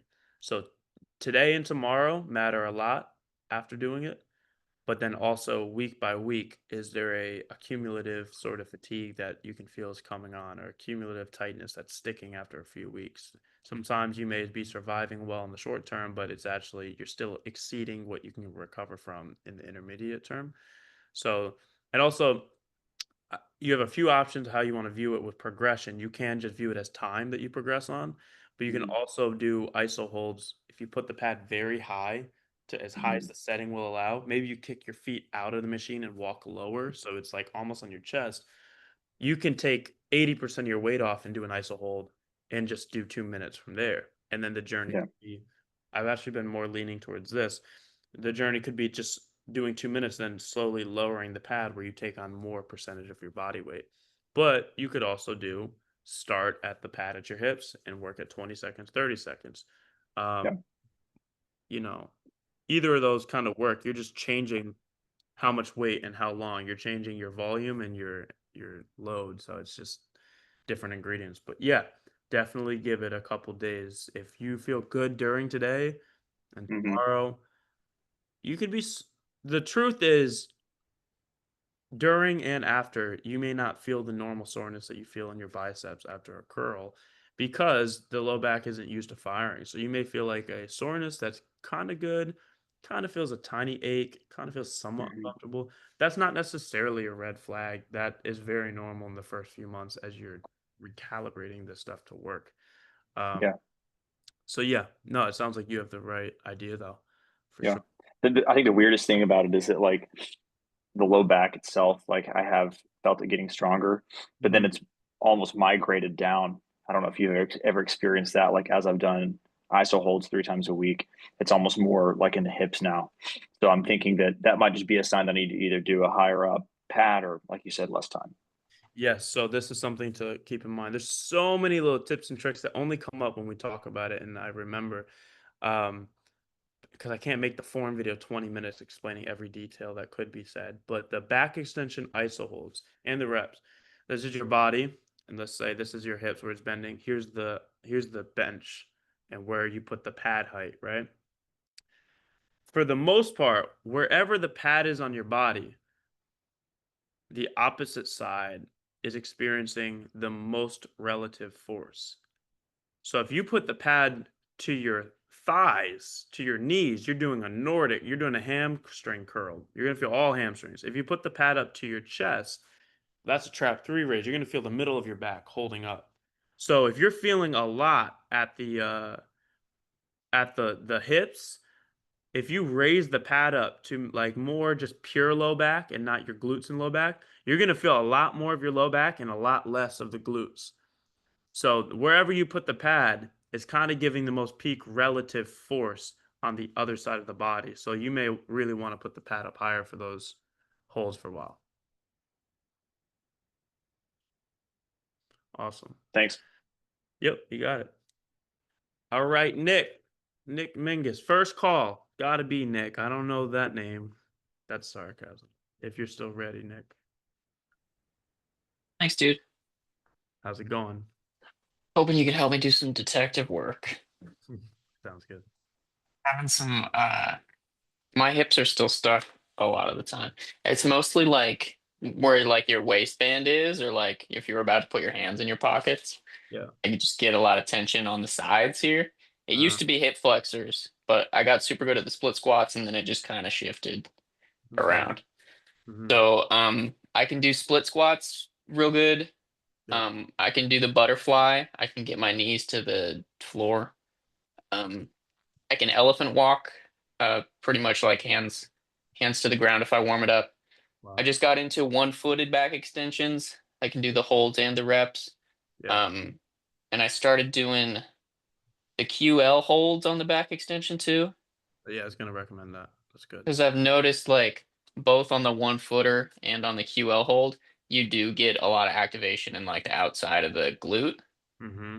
Um, but I do find that when I do the outer hip drop set, I'm I'm kind of stiff for the next couple of days. So the last time I tried it, I just did the first 3 exercises. I did like the fire hydrants and the articulations and then Yep. the heel taps. And that still felt like it was maybe a little bit too much. And I'm not getting clicking when I'm doing it. I have full range of motion and stuff. Um, Yeah. it's just like the tissue tolerance, it seems. Was it always like that? Um, yeah, the hips have been a problem for a long time. I've tried the pigeons. I was just like holding pigeons forever, and that didn't help at all. Yeah. So how long? I'm saying with the outer hip drop set, was it always that it felt like sensitive during or after? Or- Yeah, I stopped doing it for a while and just focused on the back extension stuff for Yeah. maybe a couple months. Did it help? Did it kind of decrease the symptoms on the hips, or was it pretty much the same? I feel like getting the activation in the outside of the hip through the back extension helps a little bit. Yeah. But So yeah, I'm not sure. yeah, my honest experience with it is like it was only after I tore something in my hip from sprinting too much, too fast, too hard, getting back into it. But I learned a lot when something's sensitive. Then I could see which exercises really expose it because now things that didn't hurt did. So the outer hip drops that always served me really well, and I pushed it really hard, and I would use weight, and it felt great. Get a pump there, no problem. After I tore something in my hip, and I had, I guess, sartorius muscle issues and different nitty gritty stuff in there that was always inflamed, and I couldn't tolerate split squat. I couldn't stretch out the hip flexor for a while. Butterfly wasn't feeling good to stretch out. I noticed one thing though, is that the outer hip drop set started to be irritating the next day, and I just found this correlation with my hip sensitivity in the outer hip drop set. And I think if you're healthy, it's not so much of an issue if you're not always forcing it to deeper and deeper ranges. Because remember that first step of the internal rotation where the leg is out, that is squeezing and strengthening the internal rotators, but it's also stretching other things in your hip. It's stretching the external rotators of your hip. And so, just like even this, when I'm training external rotation, I'm going deep, it's still stretching the internal rotation up there. Right, or is it stretching the extra? Regardless, when you go deep in one range, it's stretching the other when it comes to rotation. And so I'm starting to think some people may have certain predisposing things coming in with their hips that may make it that the outer hip drop set could irritate stuff, getting in the rotation of the hips. And so you may want to still train the area of the outer glutes, but do it with like the abductor machine and not have rotation into it and just really pump up the outer glutes, but without that. Especially for the holds in that 90-90. I may just advise you to completely pause the 90-90 for a month, that position as a whole. So the heel tap cars, probably don't do that. The fire hydrant stuff, I don't think would be an issue. Only because you're already having sensitivity. For most people, I don't think it'd be a problem. So I'd recommend the lateral iso holds on the back extension are good.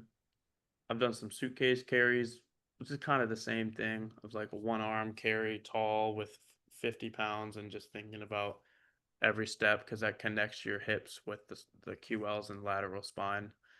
It's stepping, but it's kind of similar stimulus as the lateral iso holds. And yeah, abductor machine may be good. I'm gonna send one. It's more of a just stretch without strength, but it's focused on from the foot to the hip, like the lateral line of fascia, and you purposely like roll your ankle, and then you do almost like a lateral hamstring stretch with the ankle rolled, but it stretches the fascia that's all the side of your leg into the glute. And sometimes I've done that. And it opened up a lot to the like that waistband place you're showing. So I'll send a video on that in the Discord. I'll write it down so I send that too.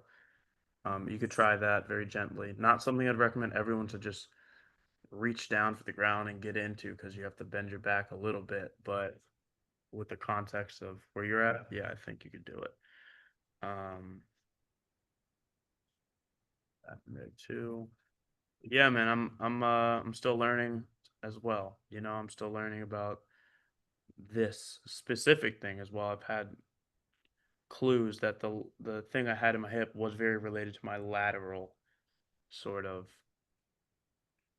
game when it came to side bending, when it came to pigeon, came to outer hip drop set. I think you can overdo rotation in the hip sometime when you're sensitive, and it's better to pause it for a little bit. So I don't know if I gave you more questions than answers with that. Some stuff to try for sure. I'll definitely pause with the 90/90s. I might try the heel tap thing just by itself for a day or two. Yeah. But besides that, I'll just stick to like the fire hydrants and the back extension stuff. Yeah. Yeah, that goes for a while. Yeah, and see, yeah, exactly. Do just the heel taps for a couple sets and see if there's good or bad. Anything from that give you a clue that may, yeah. Let's see. Okay, thanks, man. Yeah. All right, y'all. Well, we are at 2 hours. I said I wouldn't do this, and I did it. We're gonna go. I'm not gonna stop y'all from coming in with the people who raised hands, but at this point, John's gonna be the last one. You want to write something in so I read it quick? I can read it as we're done. After that, let's try to keep this a little quick. And yeah, so Baragava first, and then Moran, then Rob, and John. If you guys are ready. Yeah, should I go first? Yes, sir. Yeah. Yeah, so I always had back problems, but I injured my adductor in 2023. Then somehow I got better. I was doing RDLs and everything last year. I was fine, but this year I think I got a hernia or something, and my physio gave me the back extension even before I found your content. So he put me directly on reps, and the first time I did it, it felt like I had a balloon in my spine for a week. Yeah. Then I found your content and I was doing the ISO holds, but Yeah. now I'm at like I went from reps to 2 minutes to 1 minute to 30 seconds, and now even if I do 5 seconds, I think my legs are going numb. That's one thing. So I'm on pause with that. At the same time, my glutes, I think my piriformis, they feel really sensitive, so I can't really. It's like even if I hold a split squat, my legs are tingling. So I'm in this loop where I can't do iso hold, I can't do a split squat. Anything I do with glutes, it's tingling, everything. How should I even approach this? Like it feels like I can move around. It's been on good days. Like yesterday, I put 15,000 steps. Today, my glutes are sensitive. So it's good days, bad days, but I don't know how to get back to training or how to even get back to low back ability. Or So it's really just about nerves going on right now.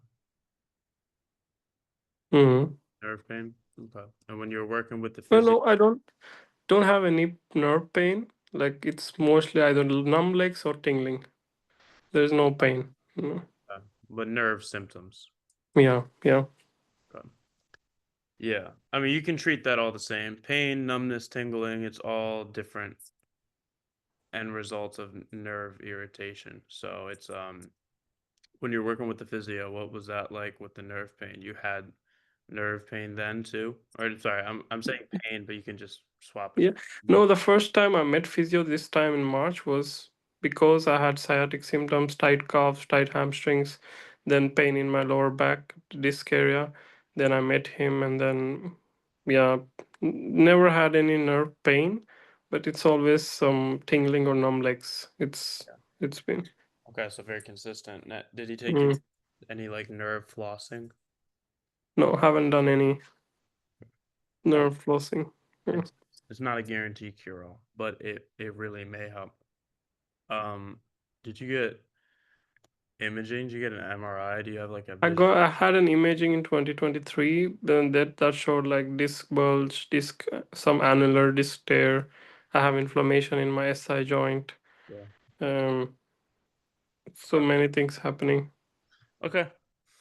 So the approach of this, it's not easy.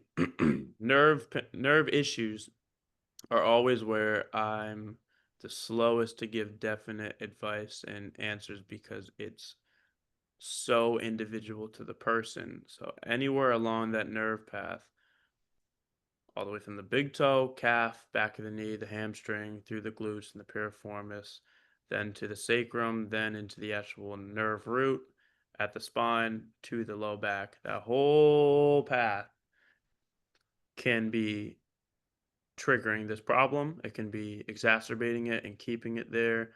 And so it could be related to an inflammation that big by the spine, or it could be something fractured or a straight disc bulge. The answer isn't always herniated disc. Here's your disc. It bulges and pushing on the nerve. Boom. It's not always like that. It could be herniated disc, little swelling, gently pushes, things like that. And even then, why does it become chronic and prolonged sometimes? Is you can have a disc bulge. This is something that I never read online. I never understood from researching it. I got this from a friend who's a spine surgeon who I became friends with later. He reached out and he's in support of what I'm doing. And he cuts open spines very often. He's very much a holistic, more based, doesn't want people to get surgery, but they have to in a lot of cases, trauma units and stuff.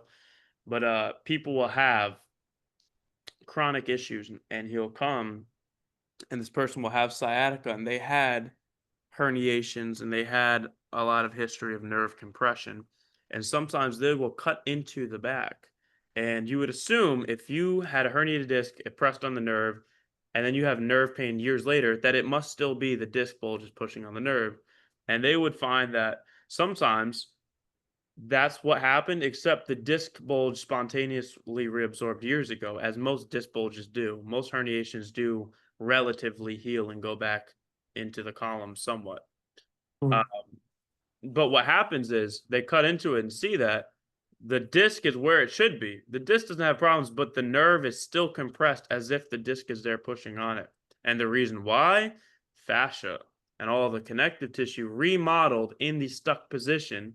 So even though structurally there's nothing that needs to be pressing on it, if you hold anything in a certain place in the body for many years, a bad posture, well, your body will cement that in as we're gonna like form all the connective tissue to hold that position.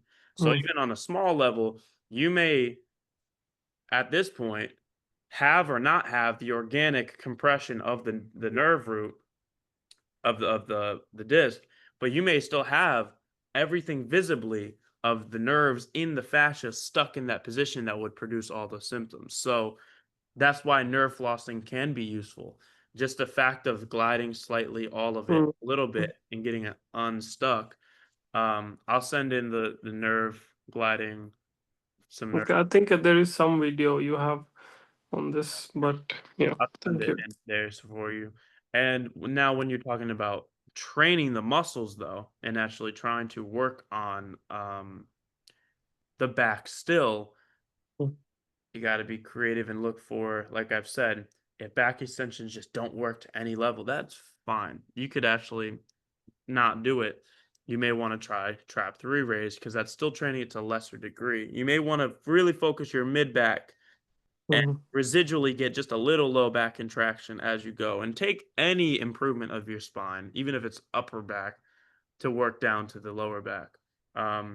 Even if you could do, if there's any level like a back extension iso hold, the pad's really high, you're holding on, it almost doesn't feel like exercise for a minute.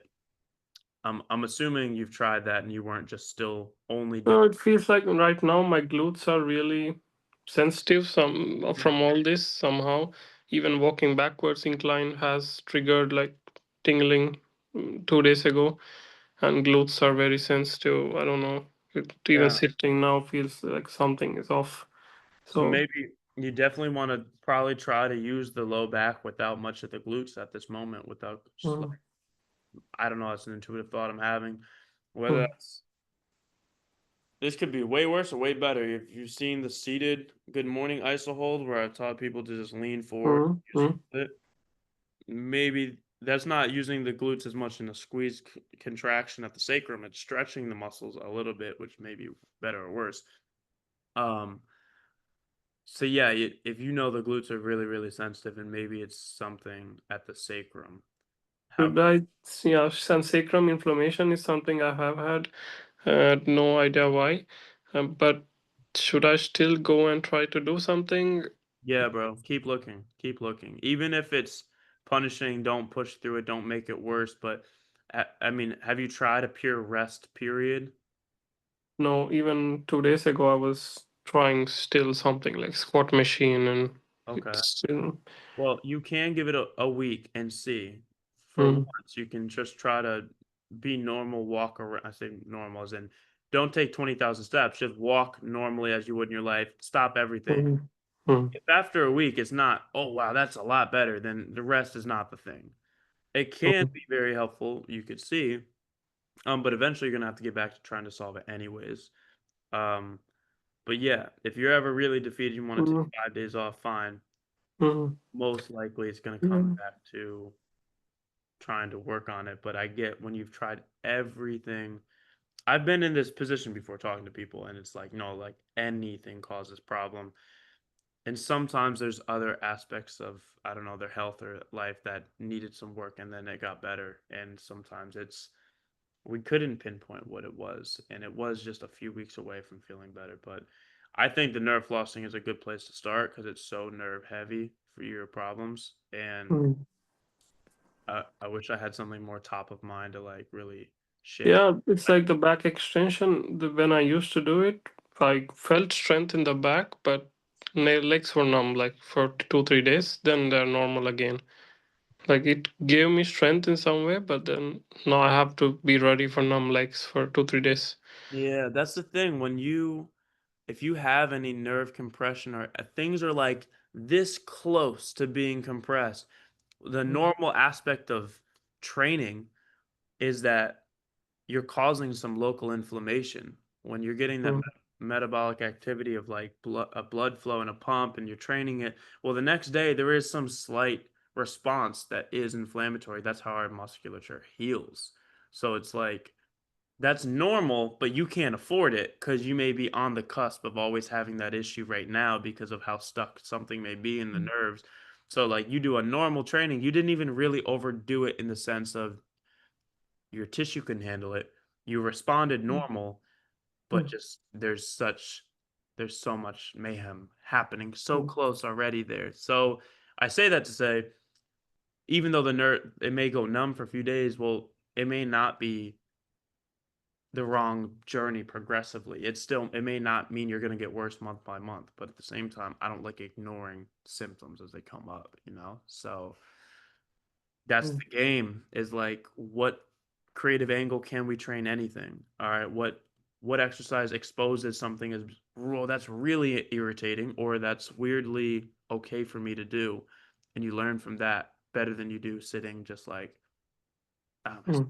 you know. But sometimes it gets exhausting and you feel like you've tried everything. I promise you haven't, because there's always something to kind of go at a new angle. But even then, just try not to do too much harm to where it destroys your mentality, or at least causes any real damage, you could try a few days off, see if it does really help. That's a good clue to, okay, let's err on the side of less.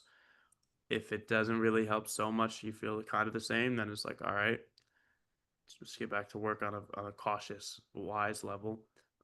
If I think of anything else more specific, I will let you know, but I'm glad you're sharing it. And this is the reality. We just have to be, I don't want to say patient. You've been patient, but just stay productive, and don't let it crush you because it can't last forever. You're either going to learn something, things will get worse and you learn something, things will get better and you learn something, or you get hopeless and you try a new thing and you learn something, and it's just you're gonna figure it out, but it sucks when you're in that spot.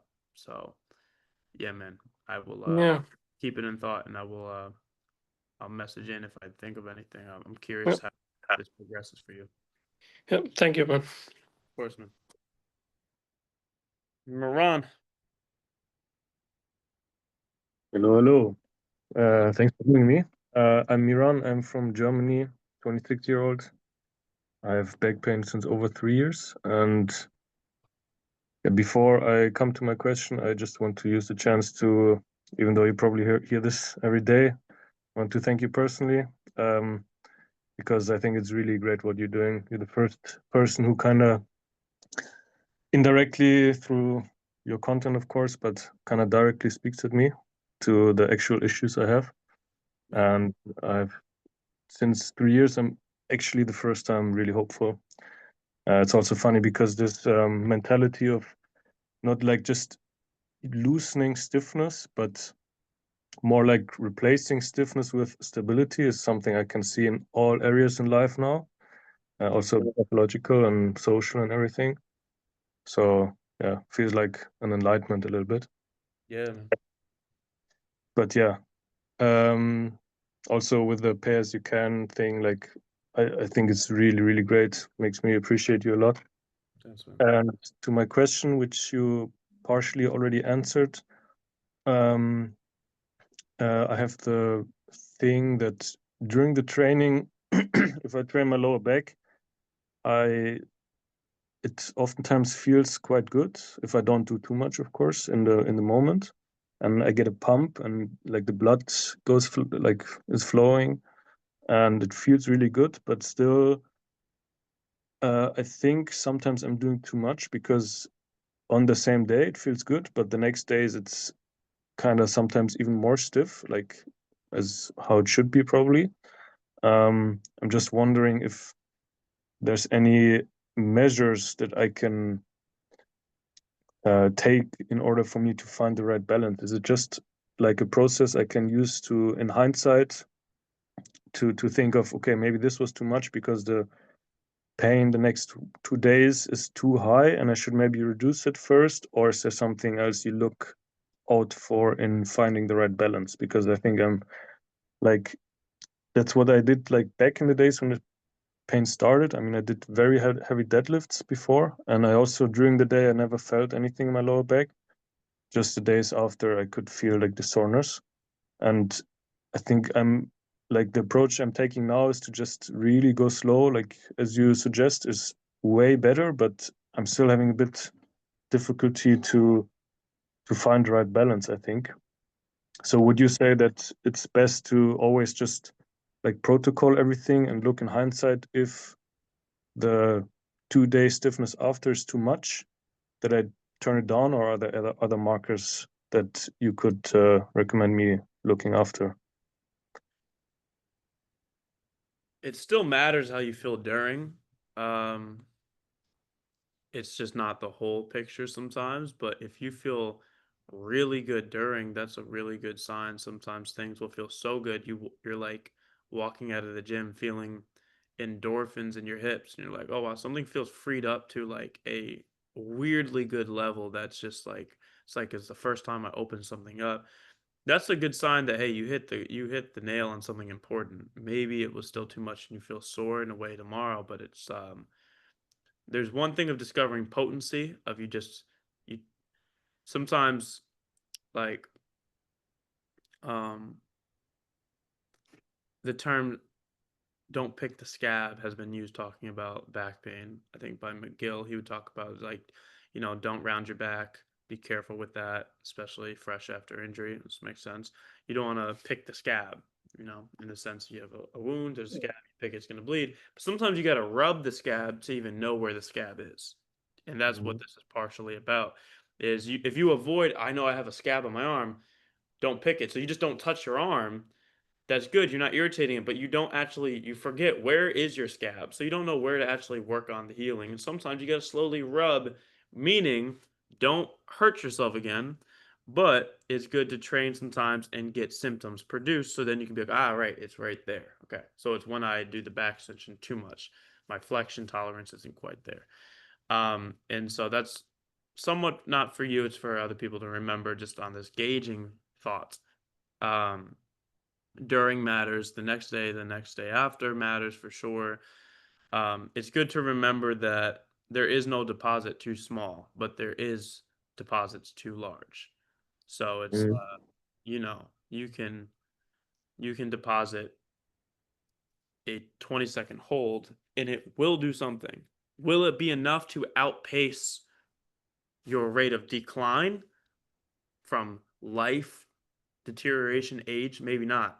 But that 20 seconds will be enough for you to eventually get to 30 seconds and then get to a minute, which will be enough to outpace the decline of the weight of life and age and genetics and whatever, and the deterioration that's coming. So it's like you can outpace the breakdown and only get better and better and better with time. But you may have to start on a level that's so small, you're like, this won't fix me. It's right. Like, right, it won't, but it's still not too small because it gets you to the next level of being able to do more. So I always err on the side of there's no such thing as too little, but there is such a thing as too much. So when in doubt, scale it out, go back a little bit. So that's that's why play the long game is so powerful for me, because I just know compound wins. If you're consistent and what you're consistent in matters, it doesn't matter how little you do and it doesn't matter how slow you go, you will win. Trying to get there faster can make you get there slower or not even get there. So that's to each of our temperament and personalities and judgment on how much we want to play with fire. So it's I don't really have a scientific protocol, like a real methodical process of tracking. Maybe that would help. Some days I feel more like a scientist with my approach on that. Some days I feel more like an artist, and it's like a feeling thing. I don't know how to describe it. I don't have it down to a, consistent kind of thing, and maybe I should. So I'll think on that. Yeah, the 48-hour test is really helpful to know what comes up: normal muscle soreness or joint soreness or an ache or a tightness that came on or a nerve symptom. And then the week by week, am I doing too much? Yeah, I would write to yourself. I would write down notes and really see what changes and what doesn't. Some people use Chat GPT to figure these things out and say, "Hey, Chat, today I feel good," and keep my tracker for this and that. And they track their symptoms and use it as a tool for finding consistencies in the things that seem random with their symptoms. And so that's also I don't know how people feel about that, but some people have been doing that. But yeah, it's kind of where I'm at. I don't have a perfect tool for you, but it sounds like are you struggling to progress, it feels like, or it's taking longer than you think, or you're getting worse with your sensitivity, or I mean, I just started a month ago, and I can. oh shit, Like, you got nothing to worry about. No, you got nothing to worry about. It'll all make sense in 3-4 months. You're doing good. I mean, I'm already there where I can put on my socks without paying, which is something I couldn't do for 3 years. So it's definitely proof that it's in the right direction. It's just after the days after, it's sometimes really stiff. It's not even a soreness; it's like real stiffness that comes with pain, of course. And then I'm always questioning if I did too much or not. But I guess I have to just continue. My slogan is do one less than you'd like, and when it comes to one, that would be a rep, but time, that'd be do 10 seconds less than you would like. Whatever you think you're good for, do if you're doing a minute, do 50 seconds. And yeah, you got to go 90 days before you can find it. You're just collecting data right now. You don't even have enough wisdom or insight yet with the going through this up and down yet to be able to interpret what the data means. So after 2 months, 3 months, it's going to make a lot more sense. You're going to be good. Keep Yeah, slightly less. I followed the McGill stuff for over a year, and I think it didn't help at all. And now it's for the first time, it's in such a short time, it already helps. So I'm like, this approach was really what I needed, and now I feel like I can understand it myself much better and like get to conclusions myself without relying on like external sources so much. So yeah, really grateful and honored to talk to you. Thanks. That's the best recap because that's the goal. If someone say, "Here's what I got 1 month in," I'm self-reliant. I see how I can do it, month after month, year after year. It makes sense that it's progressive and I'm feeling better already. And now I change it's an enlightening sort of mentality. That's the whole goal. That is the actual fundamental goal of the whole thing. And sometimes people come in and they're like, what are the 3 best exercises for sciatica? And I'm like, yeah, this is not that. I'm sorry to tell you, because I don't want you to need me. One, I'm not trying to be your guru. I'm not trying to be the guy you think is the genius. And this stuff is tricky. You guys if you're still on the call, you've heard me say I don't know about 10 times. And I just dropped every thought I have onto the person, and they're going to sit with that for the next 2 days. And then when they go back, they have different context to think about, and then they find a discovery and they share it back with the team. And that's kind of how we've found this program so far, is a lot of the additions to exercises and approaches and tweaks. All of it were discoveries we made from just being stuck, and we kept looking and we made sense of it. And so I appreciate you saying that, because that's really the goal we have. And when people see that and benefit from it, it's a good reminder that we're doing the right stuff. So thank you, man. Yeah, I mean, I felt enlightened after I watched the first video of you, which was like an hour-long video, like with a lot of clicks, and that really made click for me. And like, it's crazy. Yeah. Thanks, man. Thanks so much. Yes, Have sir. a nice day. Yeah. Okay, Rob, John, how y'all doing? Hey, thanks for letting me on. I'm getting ready for work, so sorry if it's crazy. So my story is a little bit different, I think, than most people, because I started off with chronic dizziness. I had a stroke in 2020.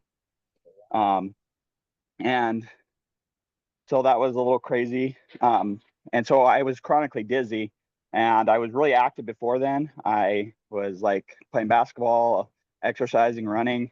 And then a lot of my muscles atrophied when I got dizzy because I couldn't do anything. Like I would, like, a goal of my therapist was to, like, my vestibular therapist was to walk like a block, like a block down the street. So I started getting better, and from my dizziness. And a couple years ago, one thing I wanted to mention for those that are, wanting to meditate, like, and kind of handle the pain better, is to like do somatic tracking.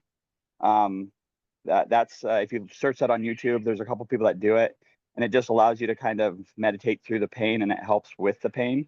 That's kind of what I did for my dizziness. So anybody out there that's like, I'm going through a lot of pain, somatic tracking helps with handling the pain in the moment.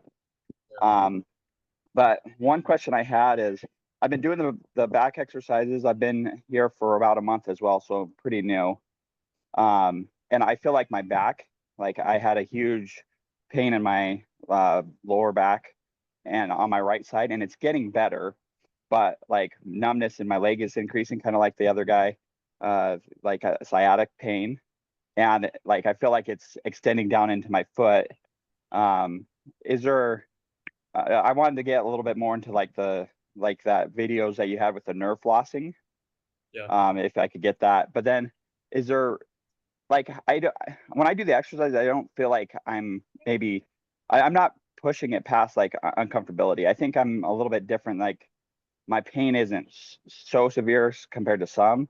Like, Yeah. I don't know if I should push it more, or since I feel like my sciatica is getting worse, if I should temper some things back, and I'm not sure what to temper back, because Yeah, if If you're having increased sciatic symptoms, for sure, that's a sign that we should be slow to go harder.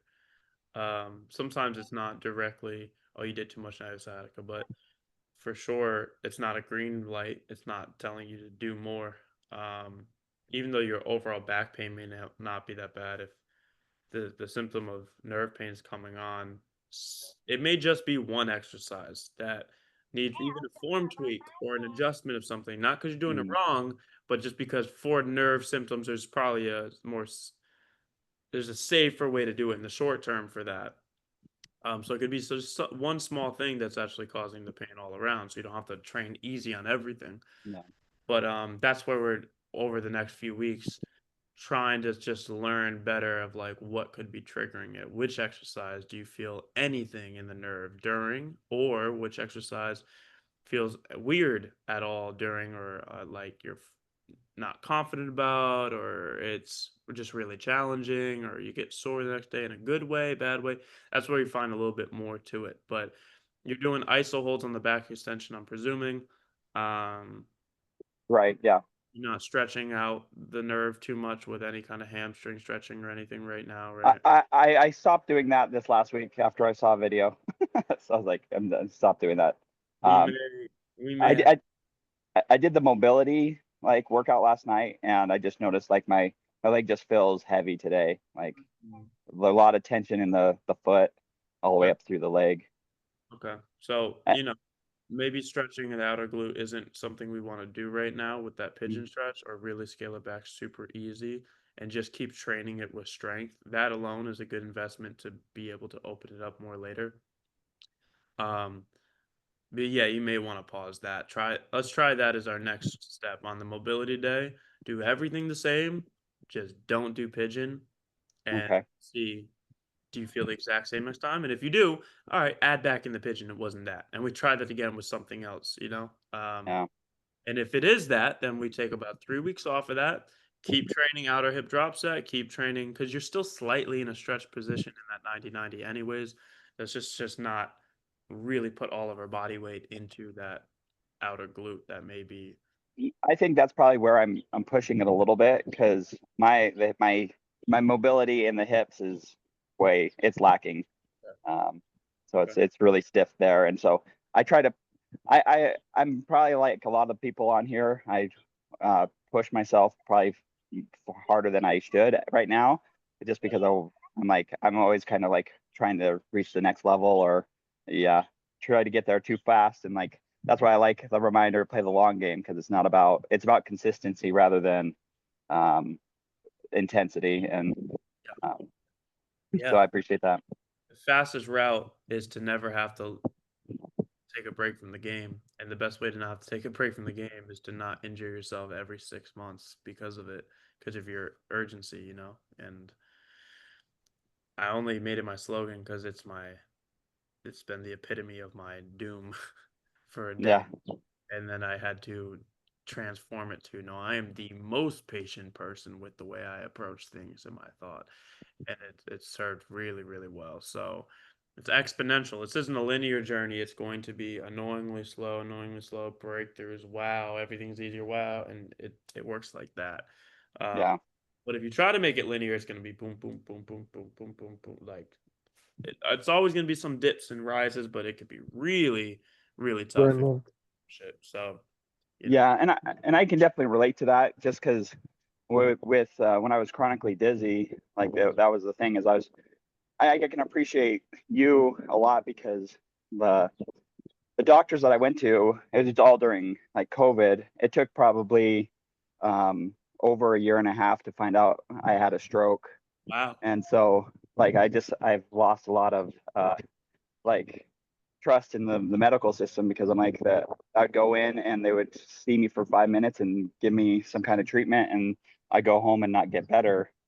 And I'm like, when I saw your content, I was like, it makes sense a lot more than anything I bet a doctor would say. So I started it, and I feel the improvements already, and so I appreciate it.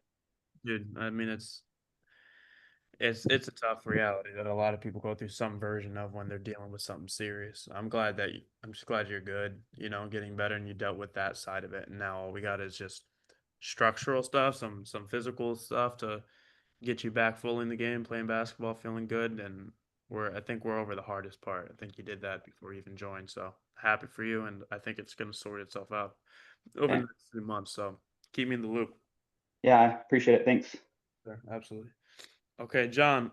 I did say John would be the last. I said a little bit ago. I don't want to cut anyone off, but we are on 2 hours and 30 minutes, and I'm late for some meetings, and my phone's blowing up with texts about it. Appreciate it. I'll No try to keep problem. it quick. Good, John. Yep. Okay. So I think I just, I'm seeing the common theme here in the questions. I have a history of riding a line way too hard and being overzealous with the way I'm trying to recover.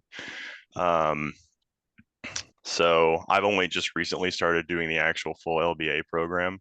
For a while, I just saw your content and kind of tried to implement that stuff, and it would work, it wouldn't, because I didn't know how to program it. I didn't know how to manage load. So I think my question is just about pain zones. And when you're training, like, should the goal to be absolutely zero pain free? Because I think I try to ride the line too hard, and I try to, at least in my form of discipline now, I'll limit myself to extremely mild discomfort rather than zero pain. And I think that sometimes I just can't map that well enough to actually stay behind the threshold of mild discomfort. So It's about relativity, not absoluteness. So it's not just it's not about being at zero pain. It's just about trying to stay at your baseline. So if your baseline's 2 out of 10 most of the time, then asking to train pain free is never gonna happen. You're gonna have to train at the baseline of your pain, which fortunately for me, I think my baseline is 0 out of 10. I've uh, put a lot of I've put a lot of time into the back already, and I think I've seen some yields and tissue tolerance, but I just haven't been wise or disciplined enough to actually take this journey to the promised land. oh, good, man. Sometimes the life's got to nudge your hand a little bit. You gotta stay stuck. I was in the same for many years. Trust me. I was half learning from people, pulling stuff from mentors for literally a year and a half until I had to drop everything I was like trying to manage and train this and do that and be that and just fully commit to something like this. And it was I just wish I did it sooner, but that's how it goes. Um so yeah, it's pain during. You like start to feel symptoms a little bit during irritation. You kind of push through it or after or I would say it's mostly after. I don't do things that put me in pain during the workout, and I wouldn't. It's more so like I'm vaguely achy yeah. afterward. It's kind of the pain I can't discern. That you develop that strong sensitivity after a while of back pain of like, is this a bad pain or is this a sore pain? And it's ambiguous. It's in this gray area. Yeah. Yep. It's muscularly sore, but it's also a little bit maybe of joint, but you can't tell. I think that's almost an inevitability. I think to some Okay. degree, that is still progress. Transitioning from an ambiguous gray soreness, tightness to a normal, oh man, I'm cooked. That was just Yeah. that's like an earned improvement as well. That is a sign of progress as well. So you could, in theory, I guess, never work hard enough to feel any kind of soreness. I think right now where you're at is you can train a normal amount, and if you ever feel soreness, you're gonna feel a weird mixture, a flavor Hmm. that doesn't necessarily feel completely right. That's just your soreness experience. I'm calling it soreness, but it's just post day recovery. But you could always train the level to where you would never feel soreness because you just simply didn't do enough. You didn't train it to feel any kind of need of recovery the next day, need of recovery, but more like any signs of active recovery where your body's healing from something. You could always keep it really vanilla, chill, lame, and you would never feel any symptoms because you didn't go hard enough to feel anything. Hmm. And maybe over time that would get you there. But I don't think you're overdoing it because you're training, then you feel some signs of that. It is subjective and we have different pain thresholds. And so it's hard to give exact advice depending who you're talking to, but it sounds like you're okay. That's why I like tracking week by week by week. Because that gives better clues than your daily feelings on how it is you know, if you're now sore instead of the next day you're sore for 2 days, then it's like, okay, that was not good.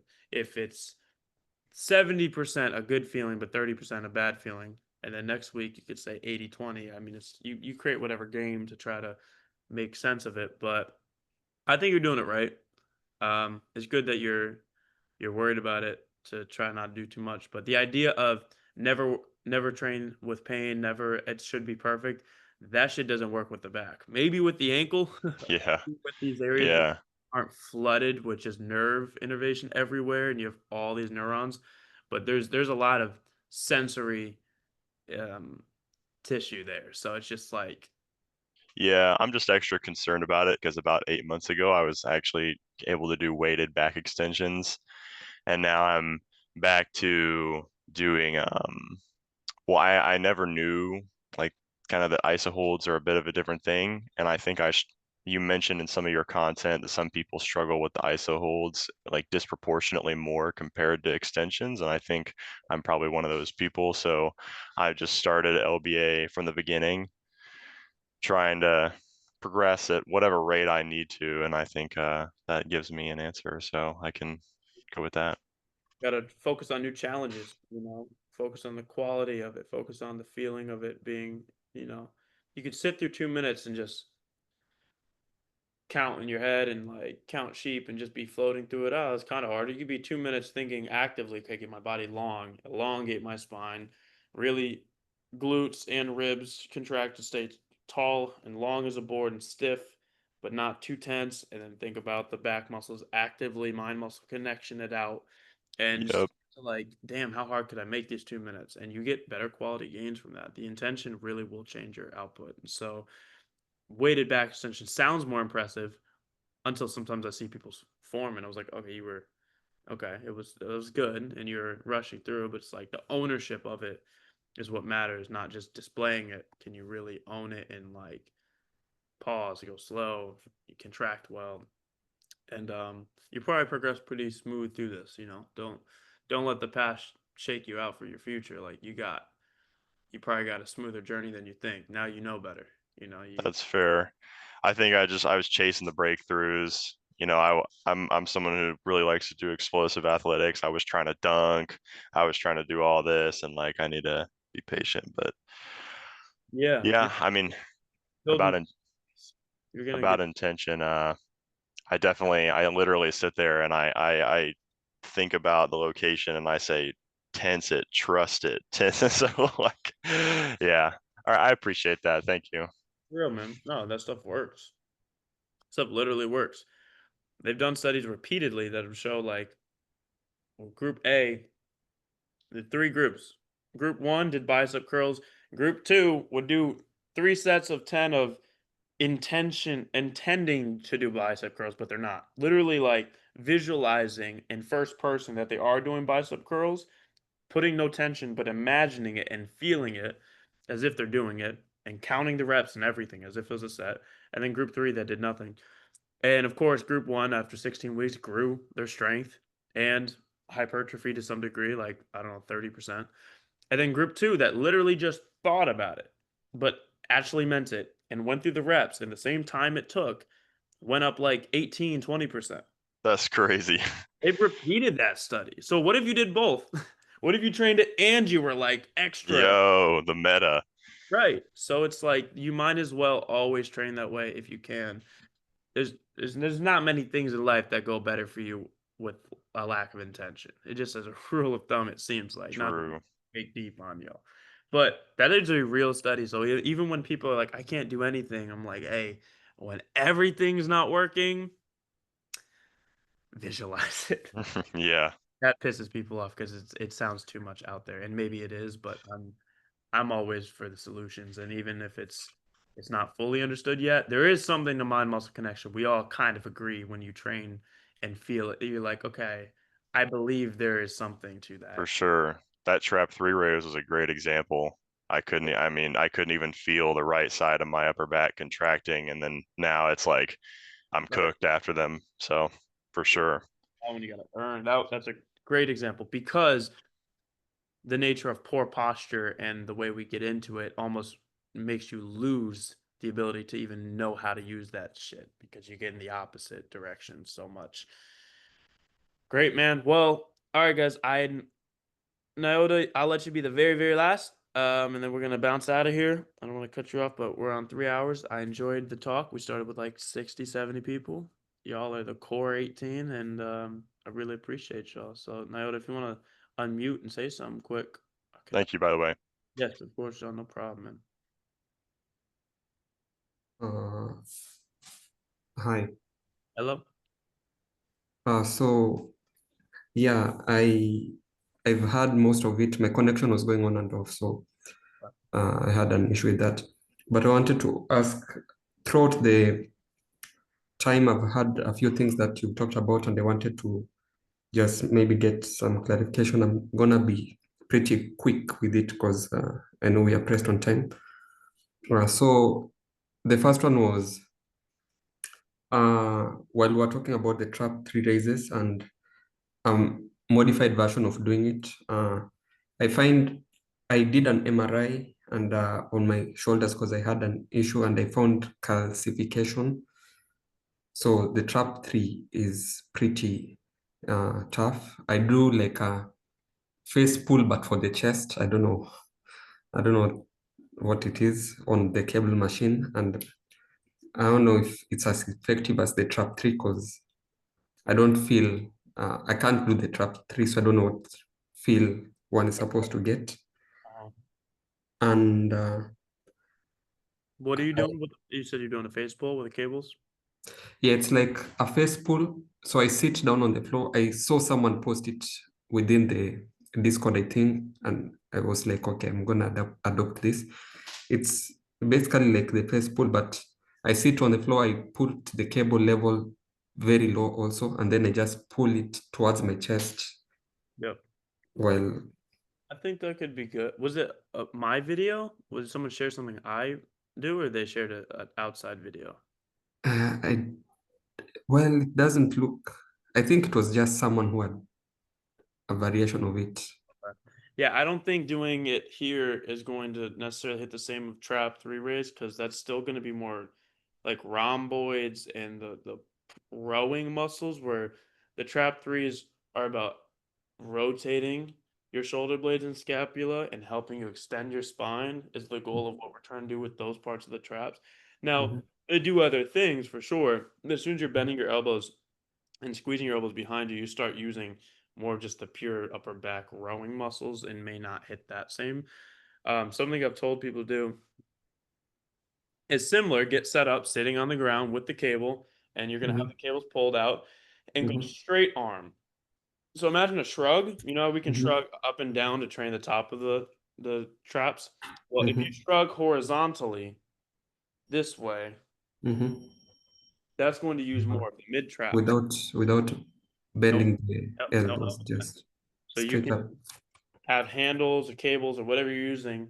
You can go pretty heavy on it. You don't have to start heavy, but it's a pretty strong movement. Keep your back flat. We don't want to start rounding your lower back and everything because we're not gonna let that be for the back extension. Stay really tall. Have your knees bent, so you'd be like, solid support as you're sitting on the ground. Let it pull you out, and then row down and back, straight arms. It's a small movement, but it does hit those areas of the traps really, really well, of the mid back, right where trap 3 raise does. It's different, but it still hits it in a way. Because I understand with calcification stuff, you got a long journey of working on everything else around, letting things open up and see what we can do with that versus just try to force through range you just can't hit right now. It's not going to be the move. So, yeah, I think that would be a good. I'll send that as well. Let me write that down. Call it straight arm row. Okay. And just based on similarly on calcification, is it something that because when I got the diagnosis, the doctor was like, no, this is for life, the calcification. And I've been wondering. I've heard of people who have seen it break down. If something can slowly form over time, I don't know the approach of what, but if I know people with calcification in their knees and certain things like that, and then through the compressive load, very slowly and tolerably, things kind of dissolve, things kind of wear it out. If it's not needed, it won't be there. Or the calcification stayed there, but then they gained so much range around it anyways that they regain full flexion. So functionally, it's as if there's no overgrowth. So if you have overgrowth, that you could still over open up other things that would make it allowable for you to go through range. So I wouldn't view it as this death sentence of like you'll never be able to lift normal. You may be able to train it to even better than most people and with calcification, or the calcification breaks down, dissolves, or something happens. I'm not the expert on it, but I wouldn't take it as that's never going to improve. That's I've seen too many cases where they've seen improvement. Another thing is I saw one of the videos you posted where you are doing the pre-warm-up, and it was like it's not sled push, but it's like on the treadmill, and you're doing 3 minutes where you do 30 seconds normal walking, 30 seconds fast, 30 seconds Normal walking, is it only backwards? backwards. Yes, backwards walking. It was the one you are doing with I don't know her name, the lady who writes the newsletters. Yeah, Grace. Yeah. And is that, can I use that as a substitute for the sled? Yeah. It's not gonna you're not gonna push, so you're not getting what I was talking about, the compression of your spine. But it's a really good intense warm up for your legs, from the feet to the Yeah, it's lower legs, quads, and it will give gentle little stretches of the nerve. When you walk backwards and you extend, it stretches the nerves.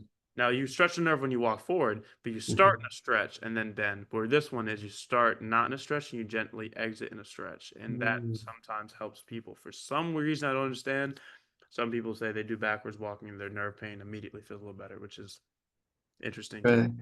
I tried doing both. The one that the 3-minute one, I find I realized while I started this program recently, like I'd say I'm 2 weeks in, I realized my knee was also weak. Yeah. And so while doing like holds with my knee, I felt so much pain. So one knee was very weak, and when I do that, I feel it, and hopefully, I think with time, Oh yeah. some Oh, yeah. improvement. That and the step ups, just don't push anything too fast. You're gonna learn you have knee sensitivity through it, but make sure the split squat's at the right level. Take off weight, do holds, and then on the step up, just do very easy to where there's no pain at all, and it's gonna help you build exactly that problem as a byproduct. So that's awesome, man. You're gonna do good with that. And the last thing I wanted to ask about is concerning it's like when I'm doing the 5-minute outer hip drop set, if I feel an imbalanced burn, like I feel it more on my right side when I'm doing the drop set compared to my left side. And is this something that with time gets corrected? Or I also think I have like tilted pelvis or something. Yes. I think this program will really help you with any imbalance with your pelvis setting in the anterior or posterior, and also laterally, and the combination of each. And it does get better as you work on this stuff for sure. You feel a difference left to right. Just make sure you stay very intentional on that tight side or the weak side. You can sometimes add a little extra if you want to that side, but don't overdo it. Yeah, a lot of it is just working on it over time. You don't need to not do the good side. You don't need to add to the bad side. I would just keep doing it, and it does tend to balance out over the months for sure. Oh, okay, thanks. I think that was actually one final last thing. You're pushing. You're stretching. Yeah. I'll I give realized I'll give it to you. this is the last of last. So what I remember is just concerning the shoulder. When I'm doing the outer hip drop set, when I have to begin, I feel like I can't support so much because the shoulder gives out on me. And because we are doing the cars, can I do it standing, then switch, or should I slowly build strength? And I think that's a tolerable one to build strength in, to be able to be at least a little bit on there. But yeah, if you may want to do that only once a week, I get that thought. Yeah, I would probably say try to keep it in, but maybe build up to that aspect of being on the hands and loading to your shoulder on those cars. I would probably just do it once a week and see, can you handle that? The goal is, yeah, don't baby yourself forever to not tolerate it, but don't just jump in and ignore how you're feeling. So yeah, it's okay you're doing a standing. Just at least, once every week or two, try to do it on there and see how you respond. And if you recover okay, then you keep it and see how it changes over the months. Okay, thank you very much. That's all I really had to ask. Yeah. I really appreciate the knowledge you keep giving. Thank you. I'm glad to be able to talk with you. It's good to meet you guys and be able to just share my thought process and how I, the transparent honesty of how this was all formed was just asking questions. I'm not some genius. I just stayed with the question longer. I just kept thinking about it, kept talking to people, found some things that consistently help people, put it in order, tried to keep finding more. And these convos really help serve to that and keep feeding more info that we all will benefit from. So I appreciate it. It means a lot to just share the time and presence with y'all. This is my life purpose and work, and it's based on this the connection with y'all. It's not content creation of just watch what I say and do. That's not going to help. That's not interesting, in my opinion. That's not real. And so I'm equally as grateful as you guys may be for me because this is a real group thing that we're all in. My name is not actually low back ability. It's just Brendan. Just like your guys' name isn't some of the crazy shit people put in the Discord as their username or the Zoom calls, So it's good to stay connected on the human level and just let you guys know my gratitude. So this is a good call. This is gonna be posted up and you guys can rewatch it. And I made a promise to send about 7 or 8 things. And so today, over the span of the day, I will be finding those videos and then sending them with the numbered in order and the time, or not the time, and the name. And so if you were interested in any of that, just stay on the Discord. I'll probably send it all as one message so that way you don't have to flip through all the messages. And I'll see if I can pin it or something in there. But yeah, this is something I'd like to do at least once a month or so. There is never going to be a quota. I know people ask, when's the next one? I just can't schedule it out super firm, but we've been doing 1 to 2 every month for at least the past 3 to 4 months, and it serves really, really well for us. So I try to change the time. So this one was to try to help the people overseas. If I did early my time, it could probably hit some people in Europe and Africa. So just wanted to do that. The times will change. And yeah, use the Discord.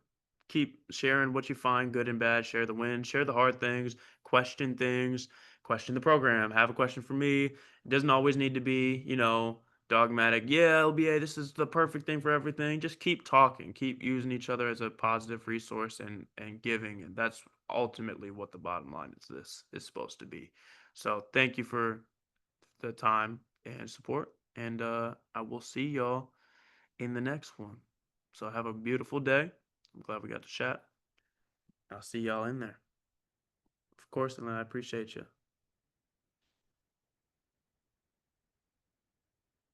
Awesome. Awesome. I appreciate y'all. I'm reading some of that stuff. Perfect. All right, guys. We'll chat. See you. Thank you so much.